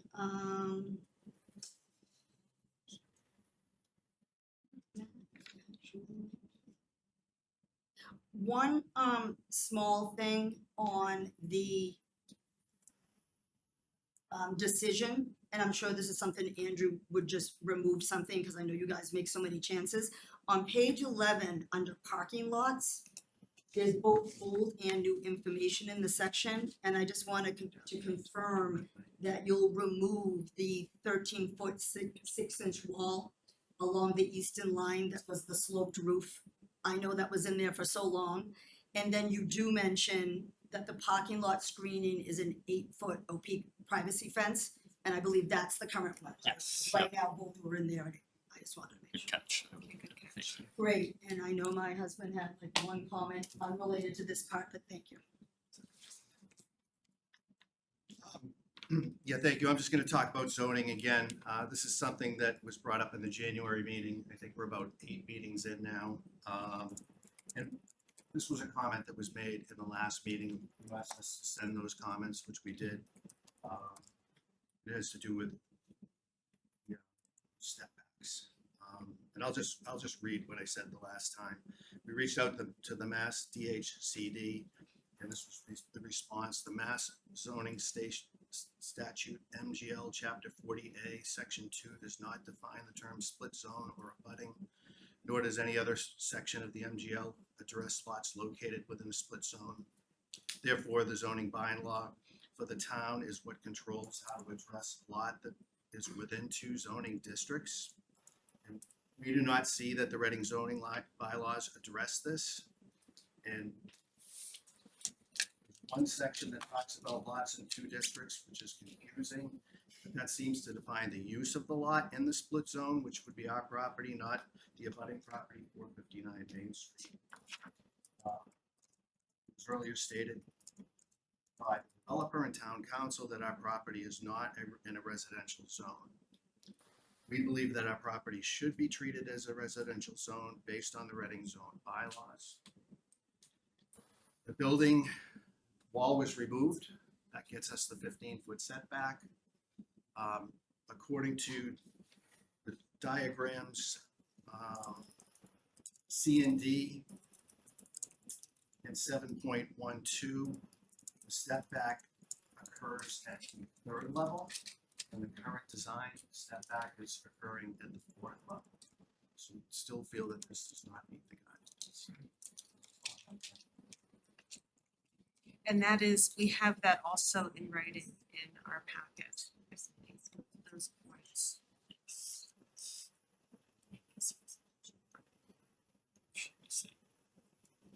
Okay, let's go through some questions. There was a question about, would construction trucks be turning right onto Washington Street? Thank you, by the way.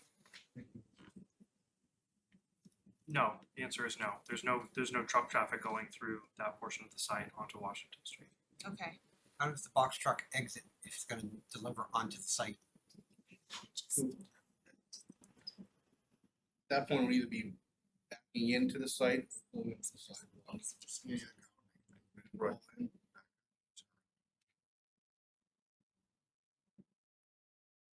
I'm just trying to. So a box truck will either go into the site and then back out onto the 28. No, it wouldn't back out, it would back No, in our back drive aisle. into the drive aisle. Back into the site, get unloaded, go back out. Okay, so it's going up 28, then it's gonna back into the entrance. Right. And then pull out, okay. Or it would unload on the road? It wouldn't unload on the road. Okay. But you would kind of need to pause traffic then for the truck to back up into the site. I think most times during construction, I feel like we can make the turn within our own site, Within what? within the site itself. So you would drive head in and turn around within the site and, All the way to the back of the site. Yeah. Right? All back this way and then turn back up. There's Okay, that's different from ample- what I just heard. Yeah, there's ample space in the site for one box truck to make it. You want it to, right? Either works and both would be safe. what's the height of the normal box truck? So I wanna say it's 11 feet 3 inches. Could be as shorty as longer ones now, but yeah, And it wouldn't necessarily be box trucks, it would be more flatbeds. a lot of flatbeds, yeah. I keep hearing different things from you guys. It's box trucks, it's flatbreads, Oh, I never you're said- I never backing said in, you're box- I never pulling. said box. I said box truck earlier on, I meant a flatbed. Yes. Are you looking at a solid flatbed or one with a flatbed trailer? No, just a 16-foot flatbed, something like not a triax. Okay. Yeah.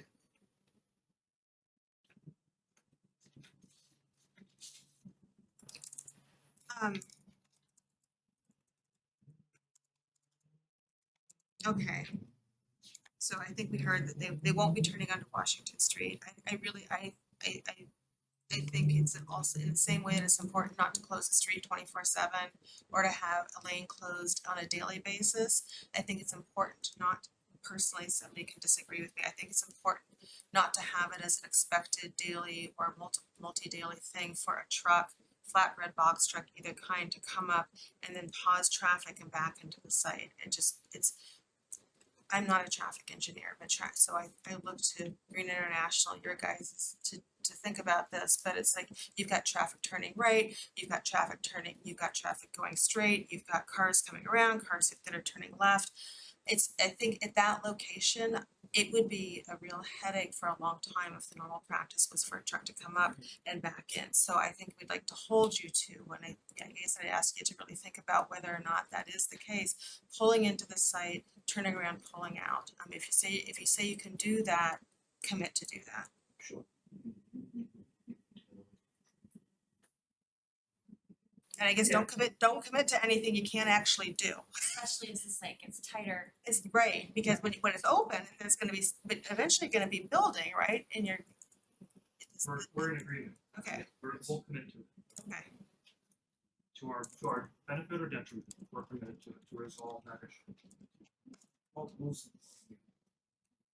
still beyond this for construction planning that we need to get to.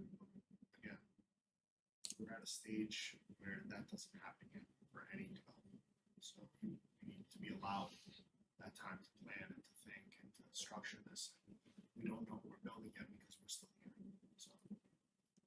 So I guess when you're telling us what you'll be able to do, I guess I ask you to be realistic so that we're not approving something, saying potentially approving something that we think, oh, well, the traffic impacts are gonna be manageable, but then they're actually not, because you aren't actually to the place of really being able to anticipate that.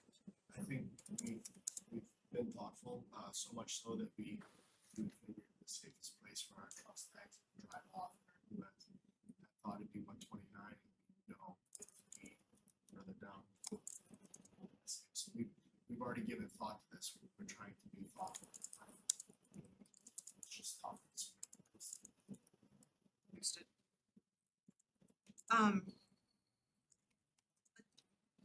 Can I just take a pause and see, because we had the question about split zoning, and I want to make sure that we are answering that correctly, but I also want to kind of get a handle for how many other members of the public might be wanting to speak.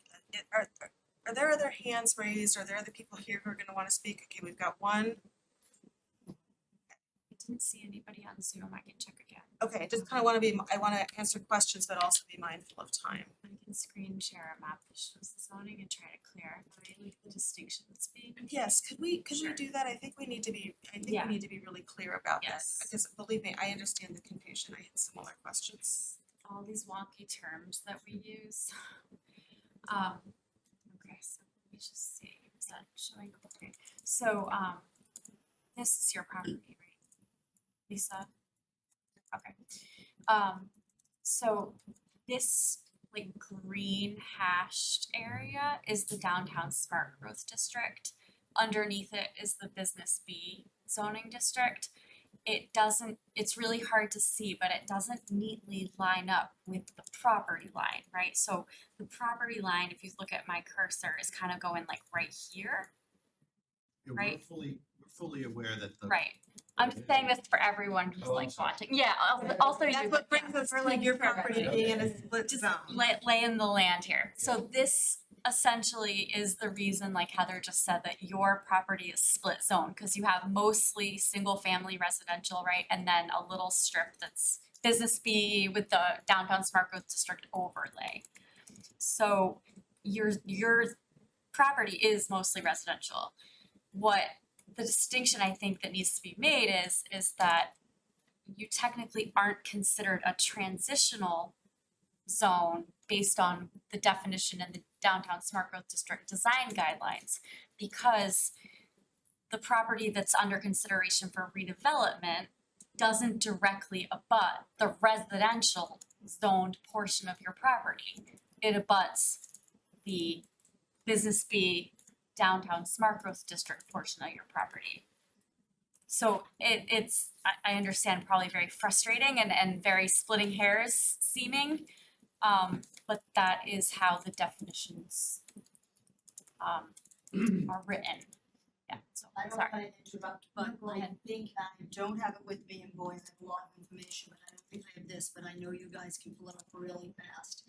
It's the definition of a transitional area, because I believe they speak of what the dwelling is on. That this is a transitional area, this project is being built in a transitional area because of how it's being used, the dwelling. I think I've got that right, but I guess you guys would have to pull that up. Is that in the guidelines or the zoning guidelines? In the design guidelines. Okay, so you guys could probably find it really fast. And we find multiple areas where, because there's a residence there, that it is considered a residential and transitional area. We don't see anything that says that those guidelines should not be, Right. just because the zone is split. And we agree that it's split. But But but there's nothing that says, I can just say also, it says it right in the decision. It says, right in, page 4, item 3, setbacks, step-backs, and dimensional requirements. This is in the decision. The decision states that the site is considered a transitional area and therefore section 10 of the design guidelines applies to this development. However, the final set of plans as well as slide number 10, I was looking at this, how it shows the step backs that basically are non-existent except for one. That I believe if transitional area speaks of a single or two-family dwelling. Did anybody find that yet? I can look through my. I have it. Pull it Can someone just read me what transitional? I think we did We determine, talked and about this 3 meetings. it's been so many meetings, and I think we did determine. Yes. If I may, That is- Madam Chair, this issue has been decided by town council already. The commission has gone through this on multiple occasions. Town council has advised the commission that this does not constitute a transition area. section 10. It doesn't matter It's what not we go, because we comply with the design guidelines. Not with the The step project has backs, been, not with the step backs. Okay, so It's right there, the dwelling, right? So it says a lot containing directly abutting, a lot containing a single family, two-family, or three-family dwelling, okay, either within or outside the district. I thought we were at the transition. we can see this and what I, there were a couple of things. So there's transitional area and in There's the a design district guidelines, edge. it meets. This is not the district edge, Yeah. because there are other requirements, and help me out, either in zoning or in design guidelines that are also specific to, I believe, the district edge, like the requirement for the setback. We did agree that this is and I believe with council, that this is a transitional area because of the residential use, but our combination of guidelines and bylaw are a little bit confusing sometimes because they some things speak to the transitional use, and some things speak to the abutting zone, right? well, we got town council's word on that. I mean, 3 meetings ago. So we did our research. We wanted to find out where we could find. Town council can give us. We believe it was an opinion. And maybe it's. We can't find that information going to the state, also looking at the local bylaw. Maybe I can clarify this. So for your transitional area, section 10.5, design consideration for transitional areas would apply. Section 10.5 does not refer to setback. Only reference to a setback for your condition is the last sentence as displayed here, where buildings are directly abutting a single-family, two-family, or three-family residential use. The side yard or rear yard step back shall be on the second or third floor and shall be a minimum of 10 feet. See diagram D. That's what needs to apply to this development. Now, as also needs to apply to this development is section 10.5, which has the considerations for being next to single-family, two-family, and three-family lots. And 10.5 refers to Are you moving- talking about zoning or design guidelines? You're talking Design about design Right, guidelines. it's like there, it's 10.5 in both, which is I very know, Okay. confusing. that's part of what makes it Yeah. confusing. I apologize, 10.5 in the design guidelines. And it says that most of the residential should be moved away. So consideration be given for locating the majority of the proposed density of the project away from said residential use. How the project can address and engage the existing residential fabric. How the project can be sensitively screened or buffered from the existing residential fabric. And 10.5.5 is the shadow study. So those are the design guidelines that need to be met by this project. You said diagram D. Diagram D on 7.1.2, where it needs to be 10 feet off on the third or second floor. Right, and it currently is not on the third floor. The entire building is 15 feet away from the Right. property. So there's the issue. It's 15 feet already, so it does have the setback. You don't start at the building, you start at the lot. So by removing the I mean, wall, looking at C, I see a 15. D doesn't apply, only D. Why doesn't C? Because it, as I said, it doesn't abut the residential district. We believe it does. It's like a technic, it's very It's- tricky to it's very explain. technical. We just want to see where we're not, where in the guidelines that we're not being considered a residential district. No, So- you so- are considered residential. If you are considered a transitional area in the design guidelines, all those things about it fitting into the fabric, the shadow study, it's not a residential zone though. Because the portion of your property, because your property is split and at the boundary, it is still business A with the overlay district. And I'm wondering if, I'm trying to think about how to resolve this, beyond just kind of going back and forth at this meeting. They have provided a setback, right? So they like technically could, I don't wanna misspeak like again, but they technically could, I think, provide a 0 setback here. But they Right. haven't, right? Right. They've set the building back. So I believe what we've talked about in these meetings, what's been presented is that, and I see that you're looking at the step back diagrams. And when we got into the discussion of how this is a transitional area, I believe the proponent then in opening up the parking area and having a fence there rather than the building, moved the entire building back. So you might consider, you can't call it a setback. You can't call it a step back, but it's essentially the building is stepped back. We've been So- talking about setbacks and step backs since January. This is the very first meeting. Right, We did have town council weigh in. I mean, we had the wall removed. We feel now with this setback, it's meeting, which we just can't find. People are saying, well, the line's over your property, so that, that just, but it doesn't say anything about that anywhere. Split zones, where are split zones defined? could we write this down in a memo Yeah. or something so that we have it, rather than discussing back and forth, we have it written and agreed to, and this is the kind of the interpretation.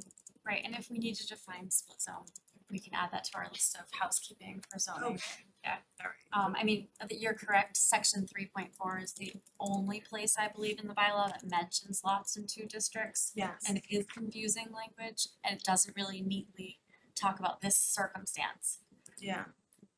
Madam Chair, if I may, just not to be tendentious here, but I don't know what that will achieve here. Because, and the reason why I say that is town council has already opined on this question. This issue was asked and answered, it's resolved multiple meetings ago. The abutters just simply don't like the answer that town council gave.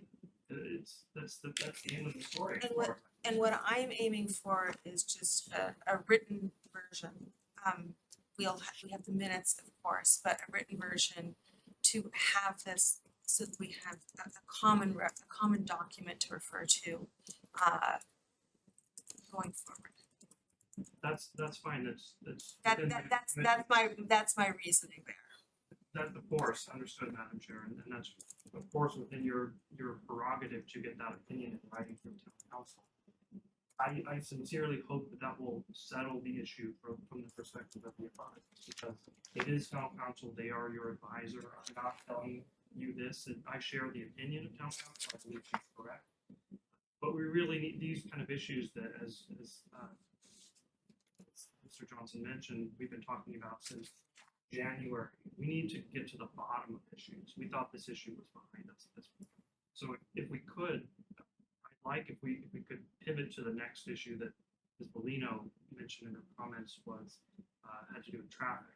Would that be acceptable if we? Sure. Let me just But let me just pause to, yes, we can, and I just kind of want to reiterate my reason for asking for kind of a written memo is to have the matter kind of agreed upon and settled, not to reopen it, but to have kind of a written reference for what we can, for how it's been interpreted in that opinion. Does that make sense?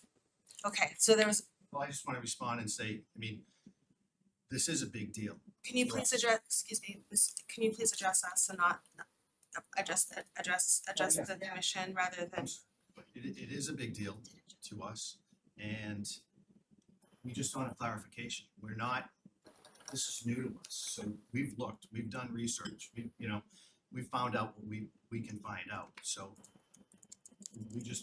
we weren't sure the town council knew our bylaws as well.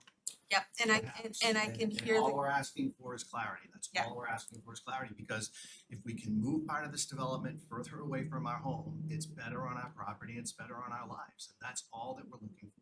and what I'm hearing is, because it gets revisited at every meeting, at frequent meetings, what I'm hearing is kind of a constant revisiting of the confusion of what has come in the spoken word, which is why I'm asking for it to be written down. We brought it up multiple times, so I think, it's too bad that it's here now and, we're having to revisit it. I would hope that it would be rectified. And I also think we've settled it in the past, and that's why I want to be sure we have it written down.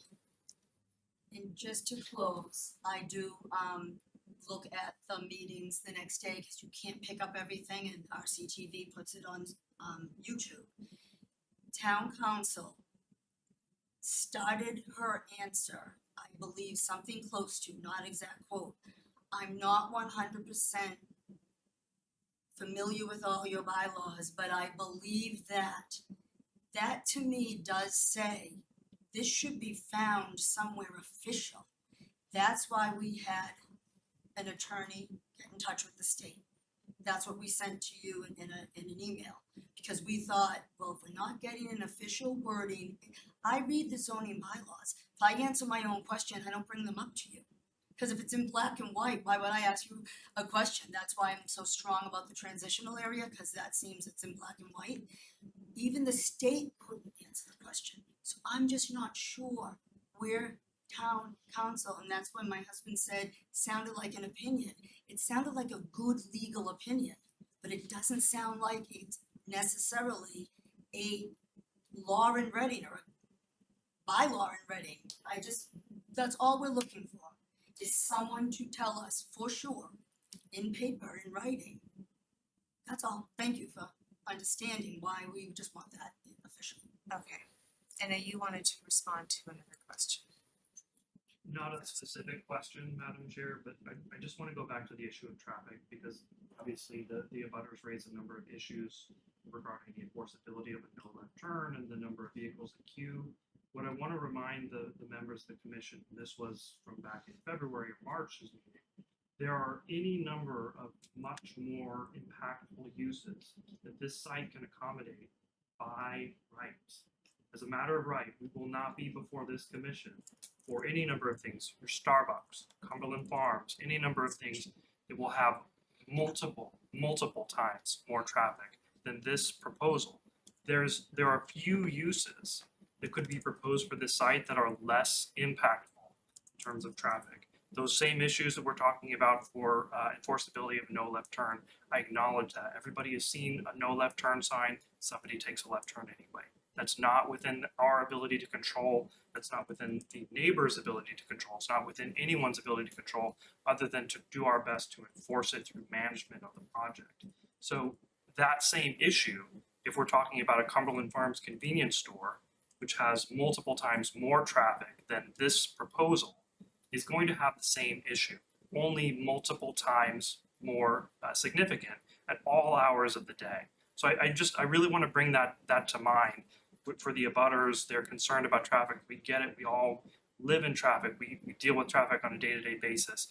There is not much that can be done on this site that is less impactful than what we're proposing. I have a thought about that, but I can see Julie would like to say something, and if you would just let us Sure. respond to that.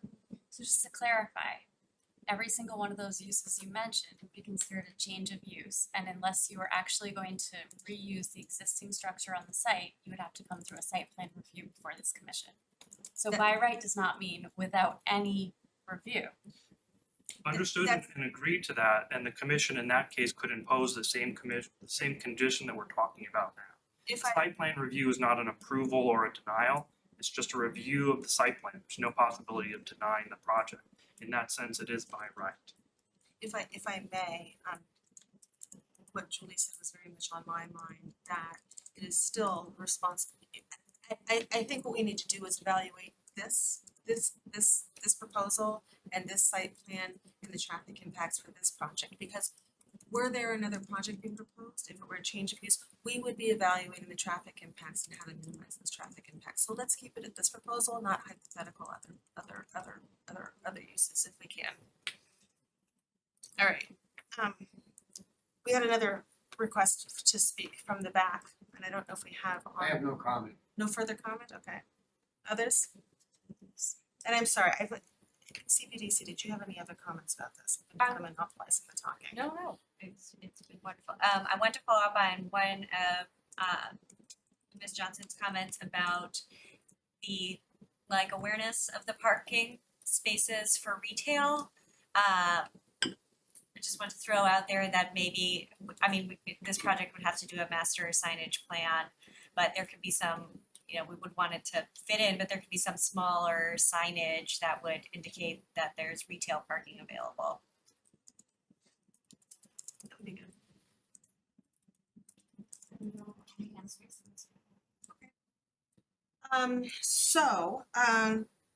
We have some additional items to review, especially regarding traffic impacts and getting clarity for all who come to these meetings on, and it still may be an interpretation on the interpretation that was spoken about transitional area and district edge and what that means for setbacks and stepbacks.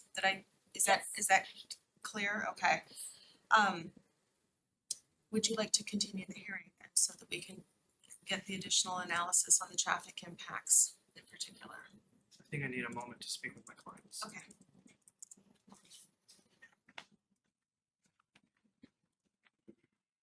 Thank you. We'll be just a moment, if we may. All right, we won't take a break right now either. It is sweltering. Open helping. It is, you want to open another window to get and Yeah, more cross windows breeze. open? Yeah. It's nice. Wait, when they breathe. Yeah. Was it a good idea? Cause I was like, if it's really hot out, it Oh, might yeah, make it worse. it's not cold air coming out of here. No, they're not working. Yeah. And they shut off in shut our them off or offices something. earlier today, and I've got this like lovely thing going on. Oh, how lucky is it that the window's actually open though? Yes. You're sweating like so much. Oh my God, it's roasting over Yeah, here. huge, nice windows. I should go get, I have like an ice pack in the fridge, freezer, I should go get it. Then I'd be like dripping. I mean, yeah, it's 9:30, hopefully it should Are cool you all down. boiling back there? Do you want me to open up the window over here? I think we should, don't you think? Is Thank you, the, Heather. Heather, is air actually coming out of the air conditioner? Yeah, but it's like a fan. Like, is it warm? Yeah. Like, Turn let's it turn them off, off. yeah. If it's warm. I mean, it's like a fan. It's like creating cross breeze. It's like. So is it it's good? like air temperature. I mean, is it It's not hot. is it helping or hurting? That's a stretch. It's just cool. So brutal.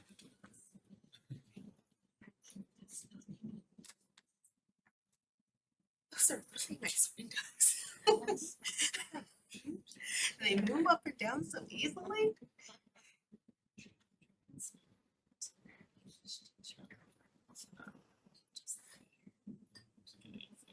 It's been requested.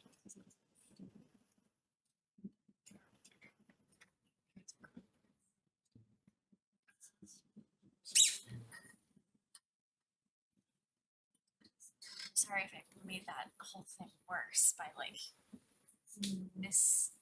mixing and matching terms.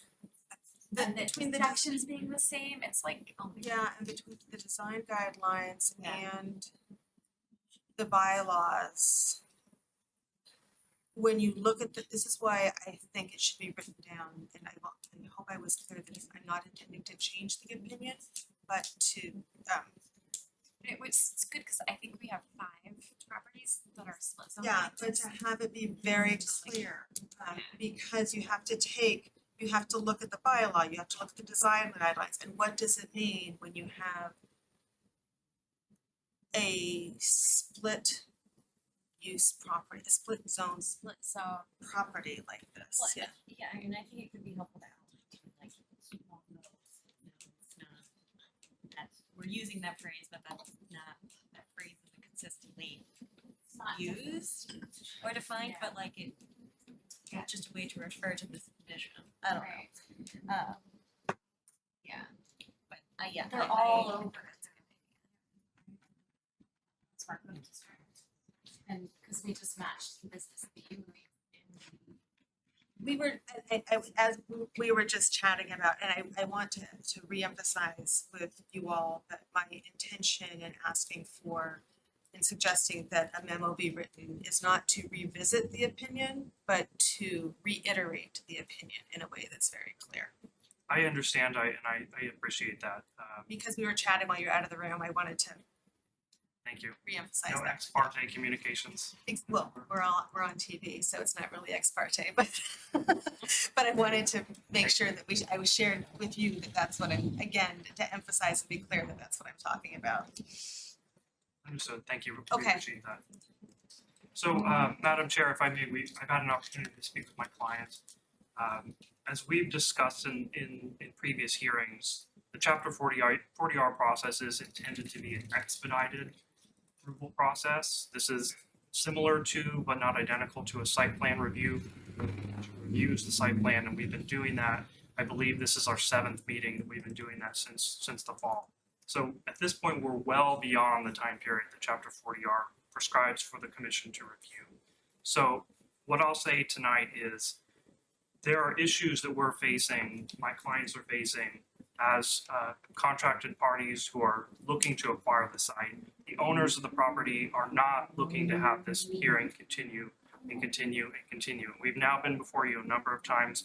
We respect the abutters' opinions about this project, but as Ms. Bellino noted in her letter, what they're asking for you to do is deny the project. So that's their position at this point in the process. They want the project to be denied, bottom line. We've made a significant effort to accommodate their concerns. I believe that the project does comply with your guidelines. It should be approved as it is. That having been said, we are agreeable to one additional continuance of the project to the meeting in September. We would be agreeable to an extension of the public hearing through that day only. So it is our intent that the next hearing of this commission, the project be voted on. right, thank you for that clarity.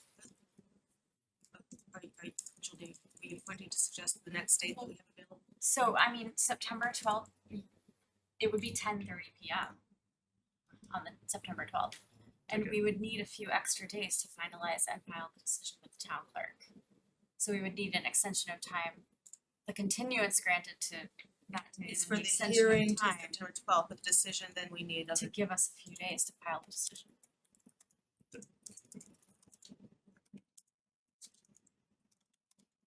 Yeah, I mean, I think we can agree on that. If it's an approval at that night, we can agree on an extension for the filing to happen in the following days. I think the point is that the vote we take is.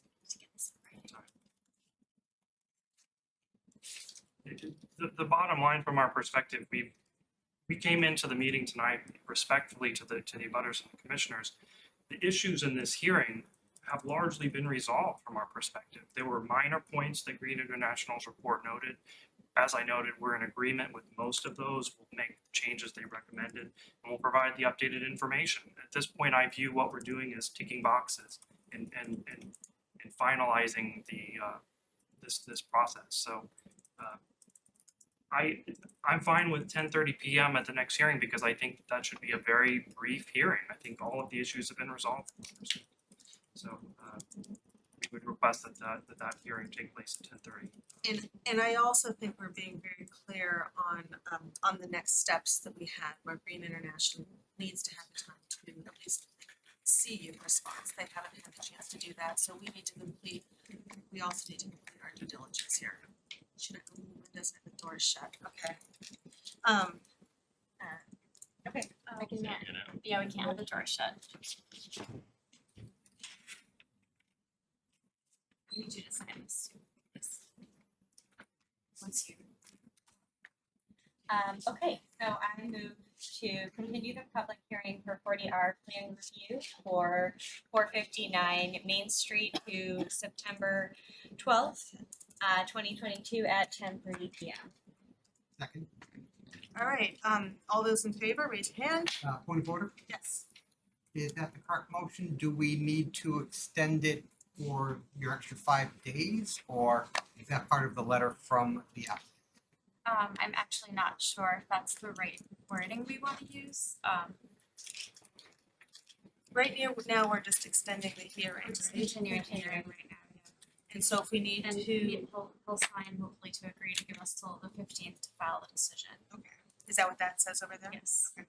That's the filing of the decision. That's something we'll agree to that night, not in advance. We're looking for the decision to be issued that night. And if it's an approval, we'll agree to have it extended again. So the vote would be that night, but it would take a few days for them to write up the final decision. Understood. And we'll handle that night. That's what we're proposing to do. Just cross that part off. You don't have to even hear guidance, and it's a little tricky territory. Well, I think if we are extending it to the hearing, We will just extending the continue the hearing, for now. right? Yeah, okay. And then that night, we will have to have an agreement about Yeah, well- the full time frame to file the decision. Yeah, and we'll follow up with town council in the meantime.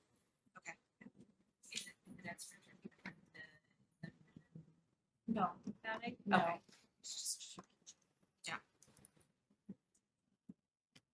Okay, so follow up in between with town council to agree on what we need to agree to on the right time frame.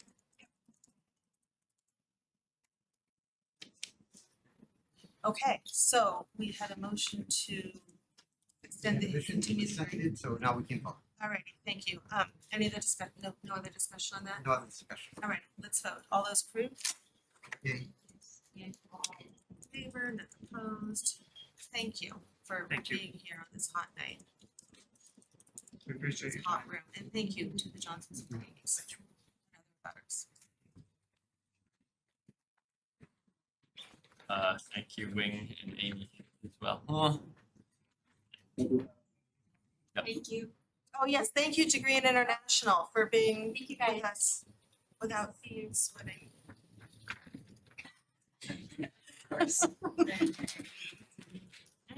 Thank you. Have a good night. Right, exactly. Right.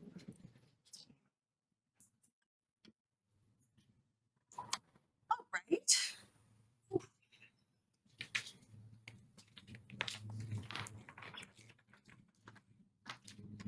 Surely. All right, it's 9:40 and it's really hot. Hi- Thanks for sticking with us, Carl. Is there anything else you wanted to say here? My job. We have a few other items. So probably the, We have a vote that we need to take. yeah, there's like a housekeeping. Since I've been here, CPDC hasn't used 53G, which is what you're using to hire Green International right now. Yes. But it has happened in the last decade, and we have proof. We just don't have proof that you ever voted to adopt 53G, which we can't find it. Though we're fairly sure it must have happened if it was done before, but we just want to be neat and tidy, so we need you to vote to adopt Mass General Law, Chapter 44, Section 53G, which allows you to employ outside consultants to do things like peer reviews. Good, and once we do it, it holds until the law changes, And you right? can use it for like more than just this hearing, it's just in general. Yeah. Can we retroactively vote for I mean, we're considering this housekeeping, it? Okay. because we do think, like, you've done it before, we just can't find them. Yeah, so We have the account. we found like prior peer review reports from Oh, yeah, we have them all the time. Oh, and we talked about doing We're this allowed to my time get them, on we here. don't know. right. So Okay, so we need to find the motion in our documents, right? So Go. should I just read out what's in this Word doc? Yes. Yes. The I whole, think so. this whole thing? Yes. Okay. Maybe just read the motion. All right, so I move that the board duly adopts MGL Chapter 44, Section 53G in order to employ outside consultants. Regulations, fees, and procedures for the employment of outside consultants shall be prepared by the town staff and adopted at a forthcoming CPDC hearing. The board authorizes town staff to procure such consultants pursuant to MGL Chapter 30B requirements. Right. Second. All right, all those in favor?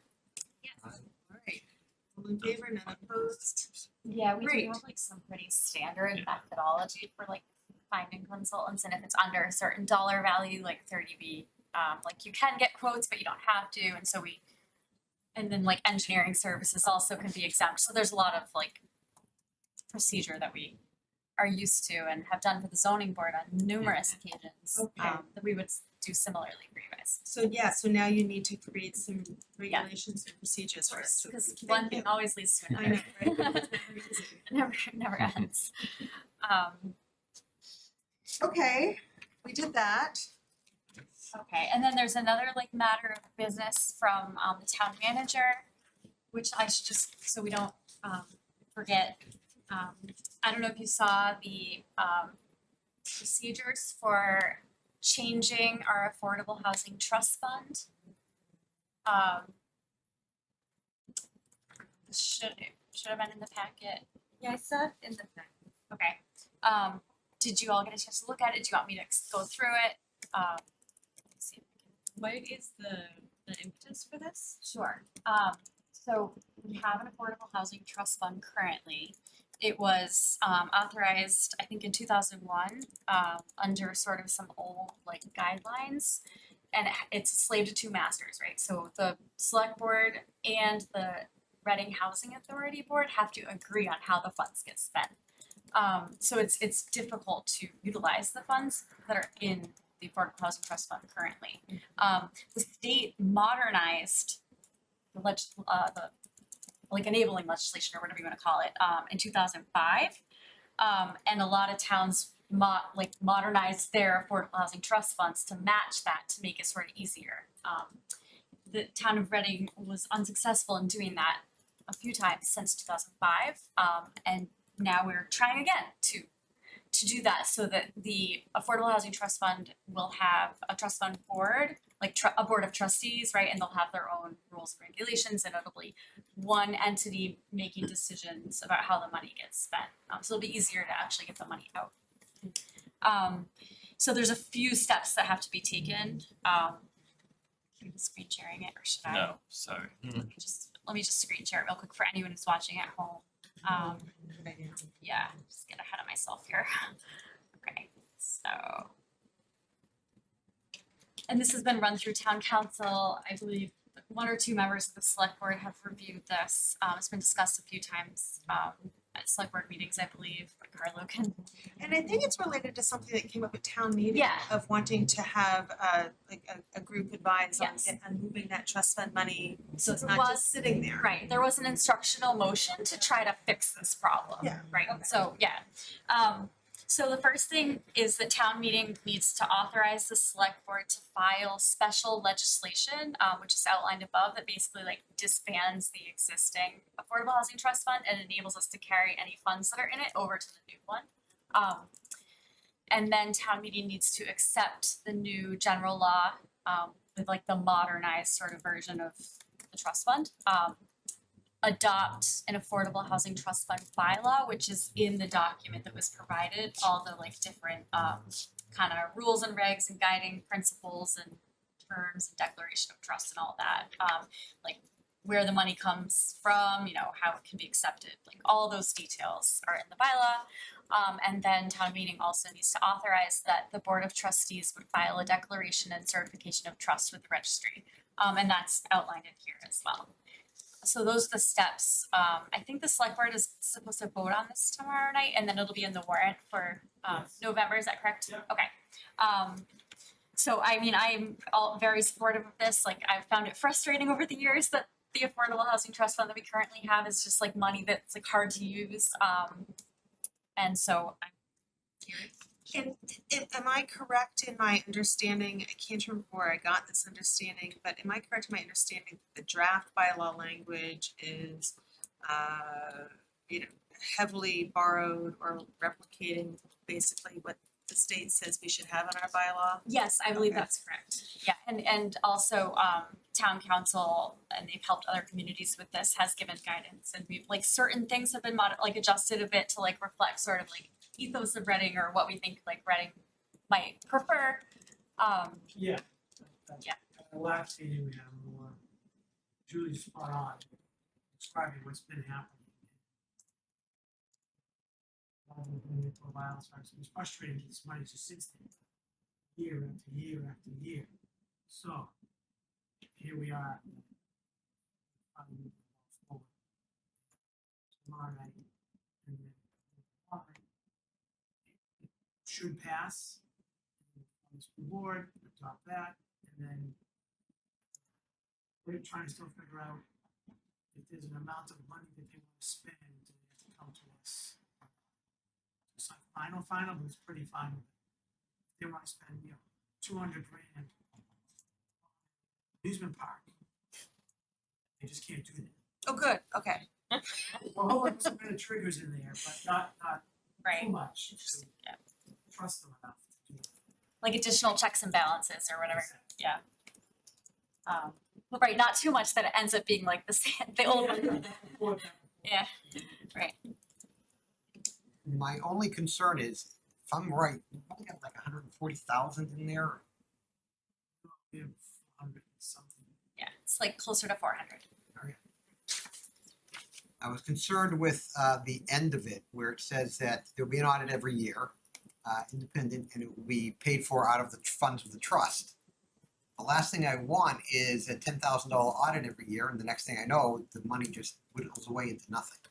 We don't have mechanisms right now to replenish any of that money, as far as I know. I'm not reading, you're reading, does it say external? Here, audit or sorry, internal audit? Let me bring it down to that section on the screen here. Is it this custodian of, XX.6, the here, let The me, Board of Trustees shall provide for an annual audit of the books of records of the trust. Such audit shall be performed by an independent auditor in accordance with accepted accounting practices. That's a good catch. I agree with you. That makes no sense. I mean, if the town accountant can audit the books, that's fine. Right. Where the cost would be minimal, but as I said, I don't want to be spending $10,000 or $5,000 even a year for an audit for money that we're not spending, that just whittles away to nothing. Good catch, Tony. You can bring that to Fidel and try to clarify. Yeah. Okay. Like if independent just means someone who's not on the trust. Right, that's It what I'm could be wondering, like it could be someone- somebody that's just like a not the board treasurer. of trustees, right? Because Right. the treasurer should be the custodian. Should be the town treasurer or the Right. town accountant. Yeah. And the trustees provide for an annual audit. Yeah, so we'll clarify what that means. So You don't have to vote on it, it's more just an FYI, like Okay. this is happening, so you're aware. okay, Um, thank you, because I was like, I don't know how to vote on it then, and so this goes along with my question.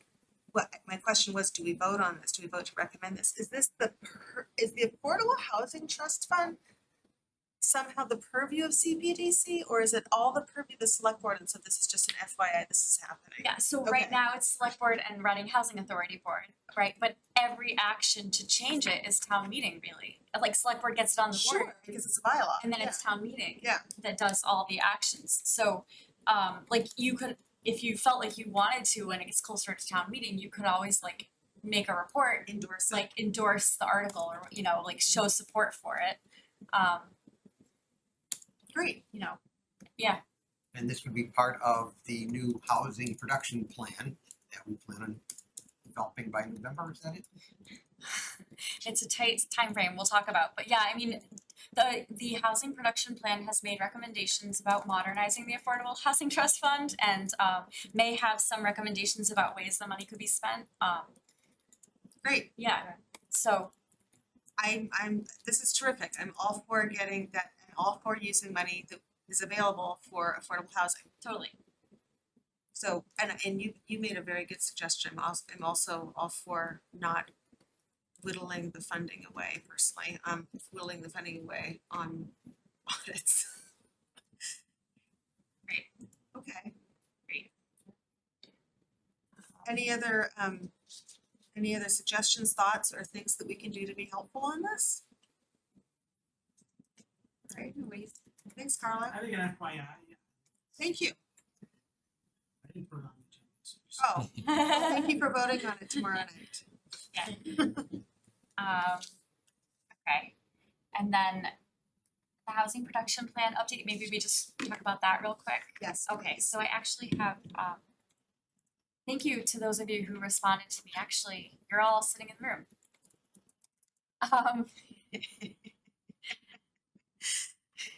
So let me just stop the screen share.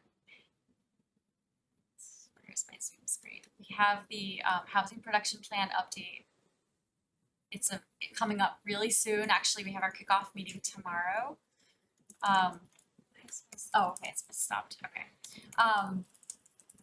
It's a tight time frame, as I mentioned. It's like, you know, starting tomorrow, and then our current plan expires in February. So we need to get our new plan like to the state by February. And the date they receive it is the date they consider it effective, which is nice. Like, so during the review time, it's like effective.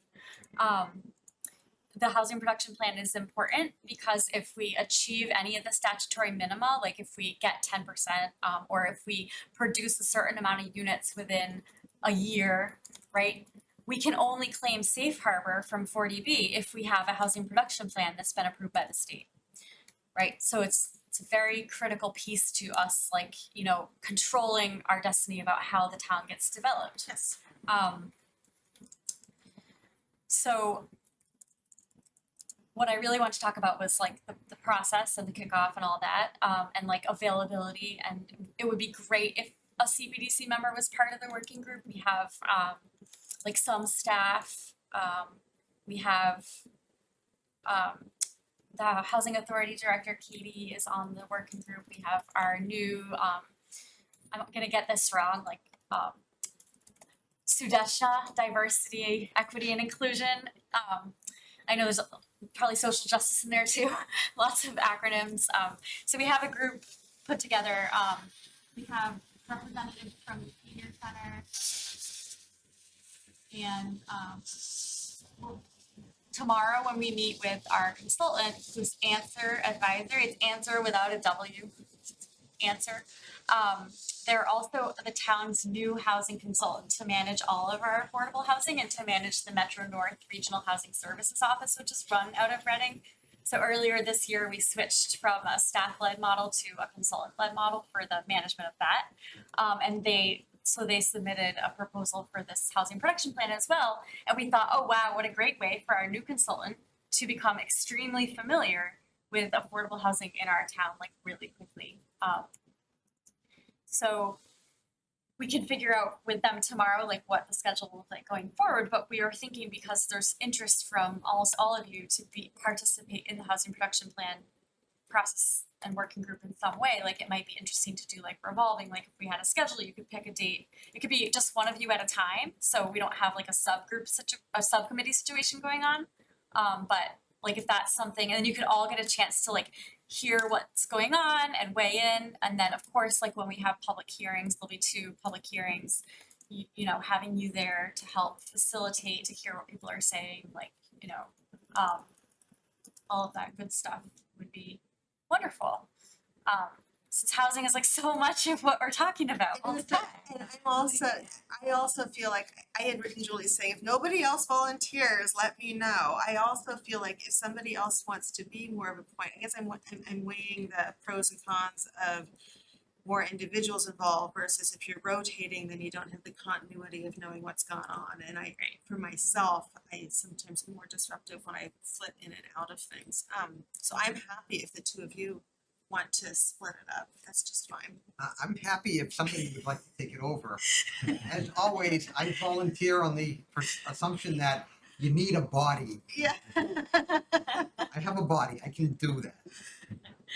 Yeah, I think I sent a very similar message to Julie. I waited 2 days and then I said, I'm interested, but the time commitment seems, you know, is the one thing that's like holding me back a little. Like I want us, if we're gonna be involved, to like give it the mental attention that it deserves. So I don't know. I would definitely be interested in volunteering if we decide that we don't want to do the rotating idea.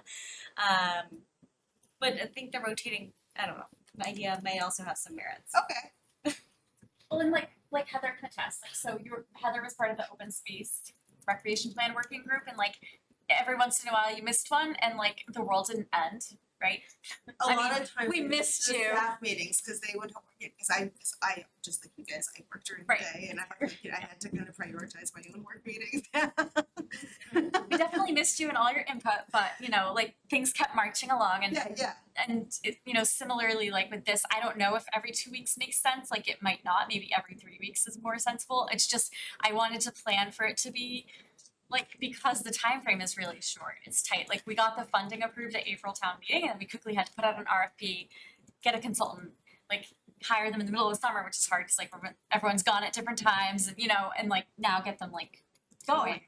So we just, it's kind of aggressive, but you know, it might not end up that aggressive. So I realize I'm not facilitating very well here. It's like, I don't know, what do you guys want to do? I mean, if somebody wants to commit, I'm good for that. If I can be helpful by rotating and picking up a meeting here and there, I I'm suggest happy a to do that too. pecking order. No, reverse. No. What I'm saying is somebody takes the lead. Yes, When they don't show up, a second person. backups. Back up. And Yeah. if they can't show up, the third person will attend. Oh yeah, that sounds good. Okay. That's a good suggestion. And the other thing to consider too is like timing. So I was thinking, like we work late on Tuesdays, so I don't know if you're working during the day, if a 5 o'clock or even 6 o'clock meeting is better for you, or if it's actually worse because you'd rather fit it in during your workday. Like, you know, I mean, we can try to work around that too, and maybe it's different from week to week. Maybe it's not always the same day or the same time, like depending on what you. So kind of primaries and alternates, and the primary person should decide what time works best for them, and the others fill in if needed. And if you can, of course, right? And like we would be following up with like information and stuff, so you wouldn't be like in the dark between meetings and stuff.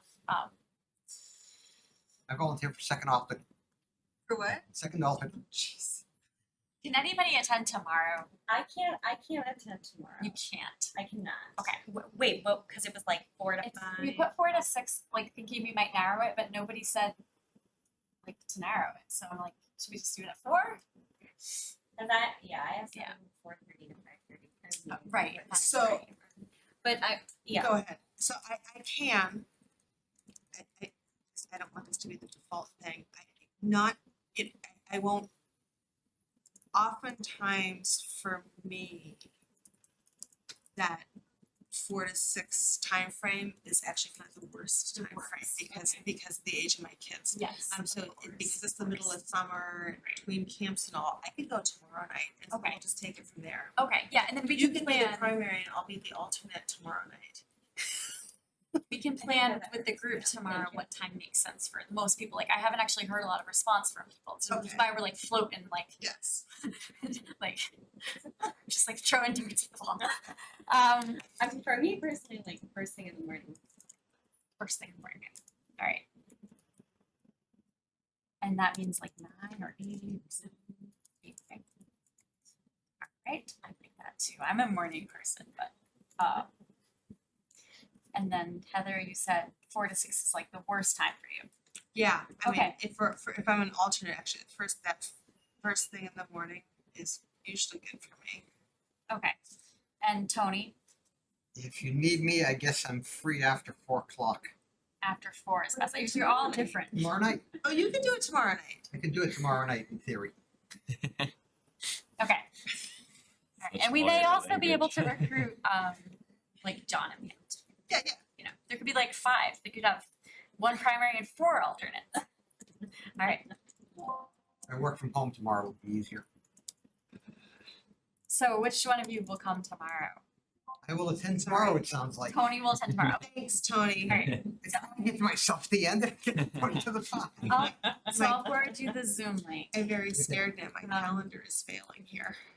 Alright, great. Excellent.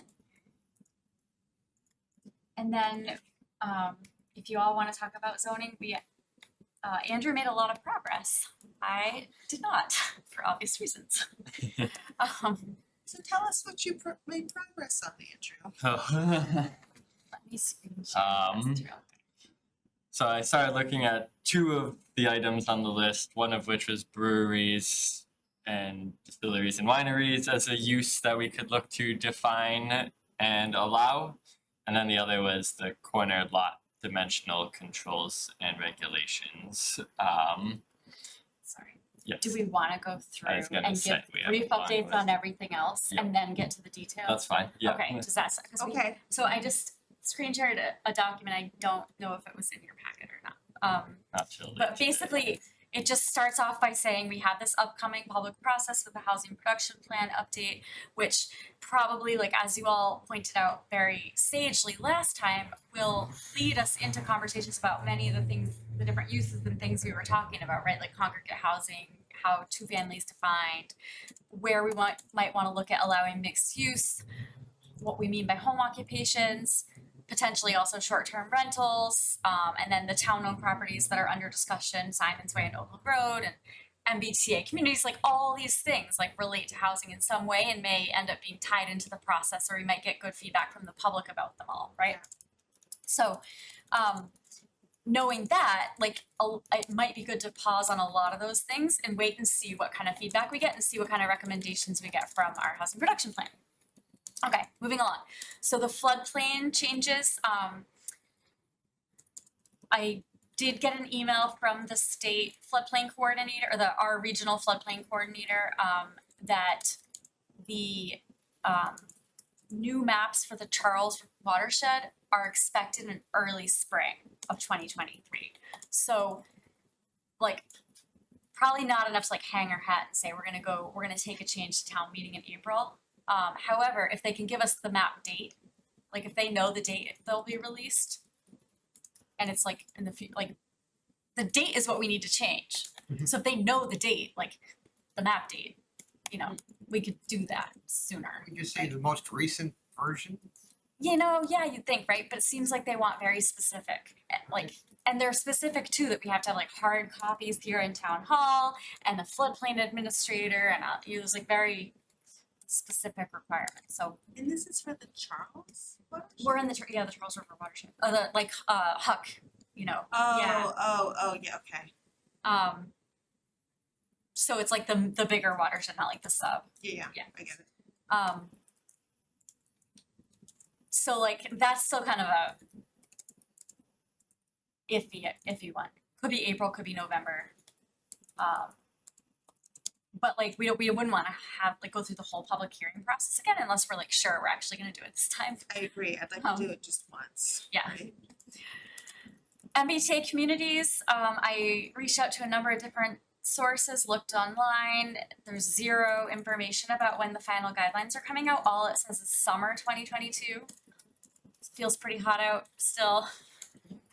Feels like Well, summer. I hear they're gonna hold off at least 30 days, So we just don't know. closing the orange line for 30 days, Yeah, the I know. MBTA. Well, that's the thing. I mean, but it's like for the MBTA communities, it's not. It's almost like laughable. It's like fix the service. Yeah. And then we'll look at something. I have so Well, many thoughts on Well, this. we might get a secret win though, they're gonna turn on the Oak Grove station. For the commuter rail? I think it's interesting. It's all very interesting. And also kind of scary. Yeah. So, okay. The things you were talking about pre-COVID, like the use table, use definitions, again, like a lot of those can tie into the housing production plan, but then we broke out the ones that like don't necessarily, right? So like Andrew mentioned, we were looking at brewery zoning. We were talking about like the life science kind of biotech. Andrew can go through his brewery zoning in a minute, but just a quick update on the life science. We met with Nick Safina, like 2 weeks ago, I guess, and he had a lot of ideas and he showed us some comps for like sites around the area that have like square footages, parking, and we kind of matched them to like square footages and parking that have been approved in our industrial district and currently there to kind of see like what aligns. And there's actually a fair bit of alignment. And we were looking at the zoning and what are we, silver bio, what's it called? Bio ready. Bio-ready silver, like we're pretty good. So it could actually be more of a marketing issue and like none of those properties that I know of are currently for sale. I think there's spaces for lease in the Danis, but like none of them are for sale. So it's like kind of like the timing of like marketing and who's looking and like making sure the right people know, like we allow life science, we have these sites that are good highway access, decent airport access, like Nick, gave us a lot of things to think about. And then we talked about like whether it might make sense if life science and industrial is kind of something that's appealing to you and to town meeting, like looking at doing an expedited permitting district, which is Mass General Law Chapter 43D allows towns to adopt expedited permitting districts where it's kind of like you commit to like a certain time frame so that like a potential developer knows like that if they come in with a certain project and it's at a level of like completion and readiness and checks all the boxes and they're giving you all the things that you want, like they'll have like a 4 month, 6 month, whatever that time frame that you set is, right? So that's something to consider. He mentioned that like 4 months all in for permitting is like a pretty ideal time frame. I think you guys like do a pretty good job of like moving things along. Sometimes they go longer and it's not like, I personally don't think it's your fault, usually. So Information to review. yes, that's exactly right. You have to have information to review. And I think you guys ask a lot of questions and you care about the community and you are doing it exactly the way you should be. So, Well, that's interesting. So did I hear you correctly say that if someone wanted to come in and propose biotech now, we're actually pretty well set up. zoning is pretty well set up for it. Okay. Yeah, we allow, is it by right? Is it? Industrial, yes. Industrial district, we allow it by right.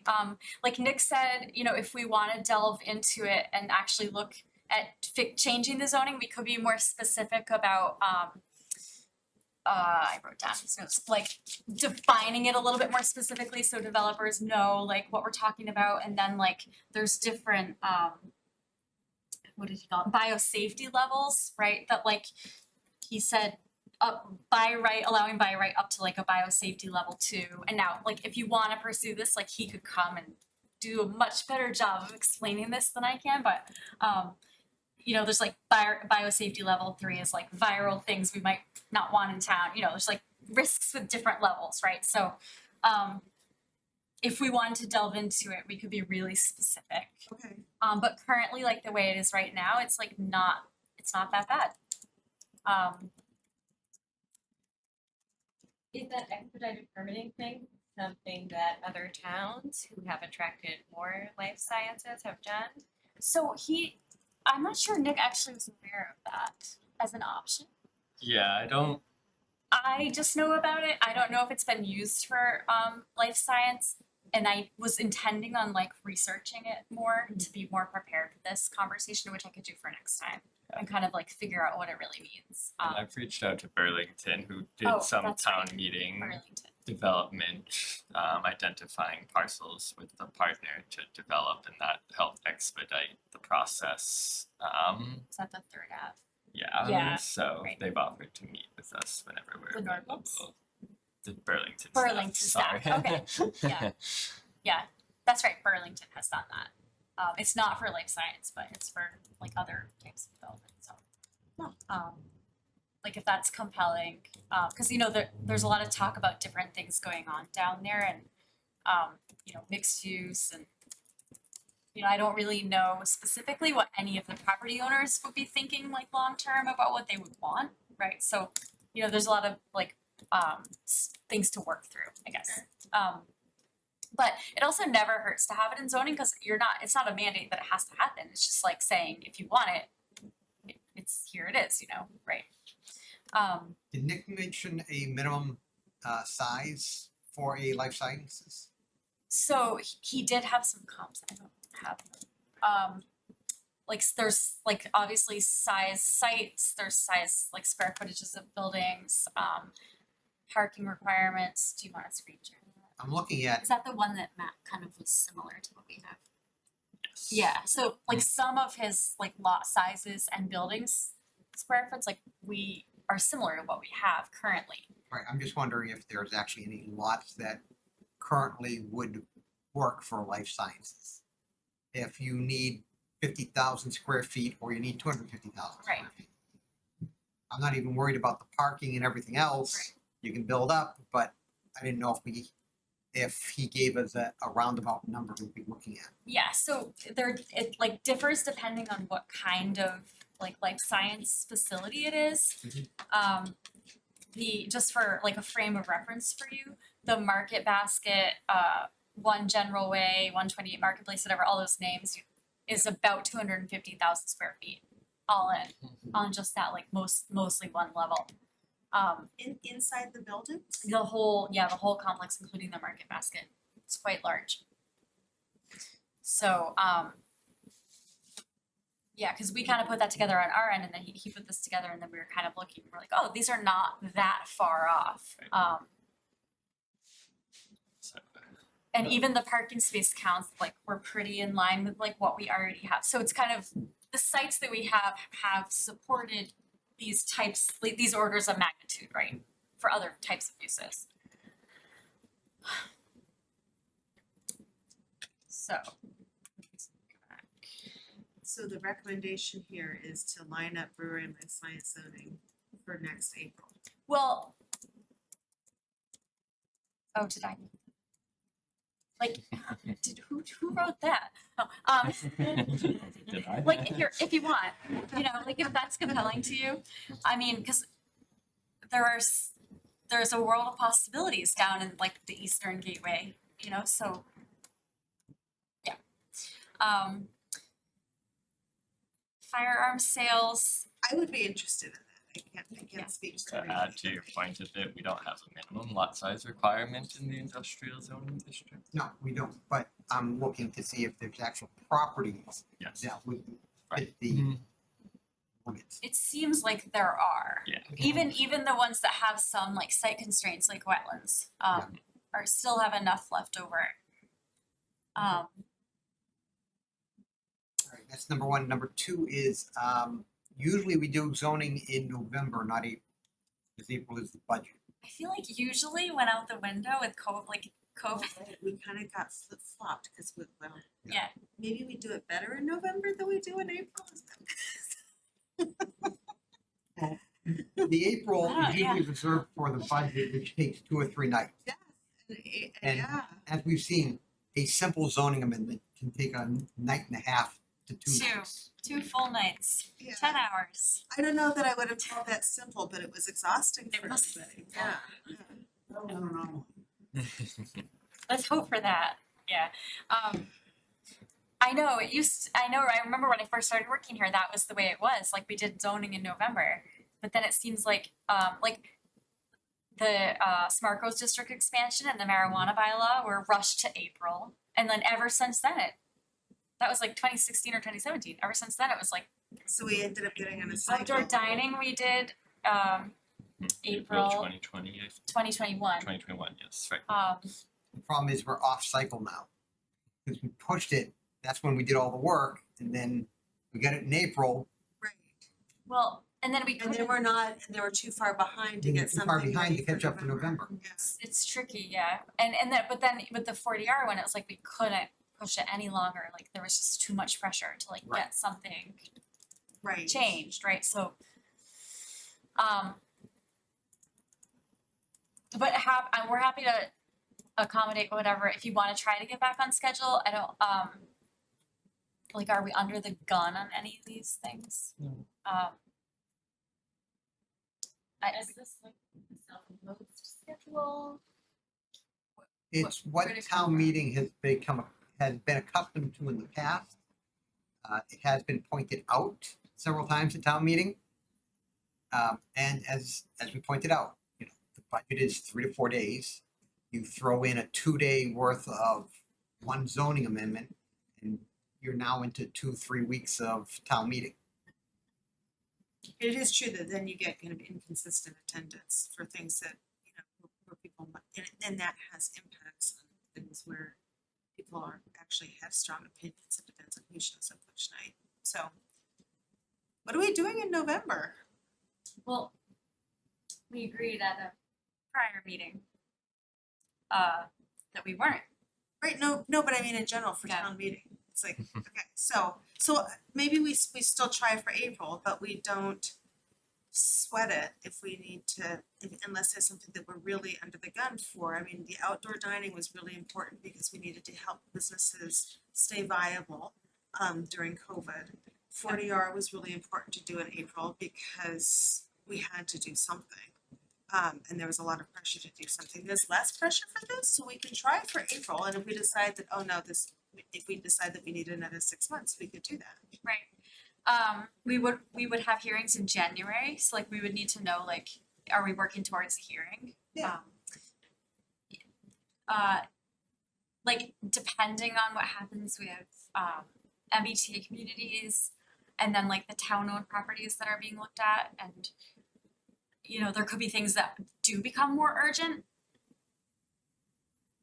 Yeah, and I'm thinking, okay, so, you know, say we do, I may be eating my words, but say we do brewery and life science zoning for April, that would be kind of fun stuff, right? And there might be harder stuff related to all of those things that we said are somewhat dependent or minimally interrelated to the housing production plan. That's going to be probably the harder stuff to do. Yep. And if we might do this in April and still do something that's related to housing that following November and get ourselves back on a cycle like that. I mean, it is true, like the brewery and life science are the fun things. You know, in theory, right? Like until we have 2 nights of town meeting. I don't know, it's like, I can see so many angles on that. Yeah, but it's Charlotte. I have a question, because I can't fully read that. Yeah, it's really Right small, now, we sorry. have a It's really small. gonna call a brewery bylaw, or this is what we're trying to.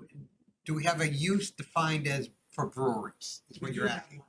No, we No, don't. we don't, which is why we're trying to So get this one. would open it up very Right. clearly for But, that. so Andrew, it's, what you're proposing is only an industrial zone?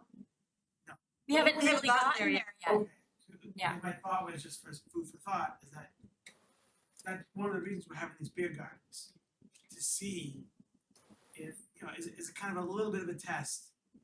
We're having another one as a plug, another one in August, another one in September, and then so far the first one went well. I think in July, August, more people should be around. So there's a few of us in town that would love to attract, maybe not a second location, but someone who, anyway, long story short, if someone wanted to buy a property on South Main Street, I'm hoping you would consider that. That not just, I know industrial because no matter where it is, people are gonna go to it, right? Lord Hobo's buried in a, Oh, yeah. in a Yep. residential zone, that's Totally. industrial. Yeah. And that place is modern. Some of the other places, Apothecary, that restaurant's turned over many times. Some breweries use big tanks, some use small tanks. I bet you could fit a craft brewery in the post office building if they really wanted to and have less seats. So I'm hoping as this process goes forward, that it's not limited to an industrial zone. That it's open to, if the Pleasant Street Center opens up because of certain things that are happening, could that be a potential spot? I don't know. There's gonna be some things that are happening in the coming months. May happen to free up some space, not to give them sell property, but lease property. Just like the senior center structural motion that. Yep. Put an RFP out, got a response, now we're looking through that. So Fidel's doing a really good job Oh, yeah. of throwing stuff at the wall, see what we get, and work through it, because COVID set us back a lot. So, yeah, I agree, that would be a fun, not to hash out a town meeting, but say, here's what you guys came up with. Not leave it at the town meeting saying, oh no, I only want it here, or I only want it there, and it has to be so many square feet, it has, Well, we try not to do that. We try to No, I propose know. something. No, I know, But, right. yeah. I just worried that, Yeah. Poor Heather was up there for days at town meeting, fielding all the questions. And it had to be done, like you said, it was, people were upset over what's been going on, but this is a topic that I think. This might be when we have the public hearing on this, people might actually really come out and say Yeah. things like, not just the industrial Yeah. district, but everywhere, or people might say, no, we only want it in a confined area. I'd be interested to learn about that, Right. yeah. Well, yeah, we've been talking about that because there's different externalities, right? If it were to go into Gold Street, right? There's people living above. What would that mean, right? What would that look like? We're on one hand feeling like it would be good to allow it in different places because there are all sorts of different sizes and types and right. But then it's you have to think about the externalities and what's there. The Shoe Street building, that corner was a brew pub. I just, an idea, Yeah. it's gonna be developed eventually. Haven Street is gonna be developed eventually. So that first floor can be 4,000 or 5,000 square feet of restaurant retail use.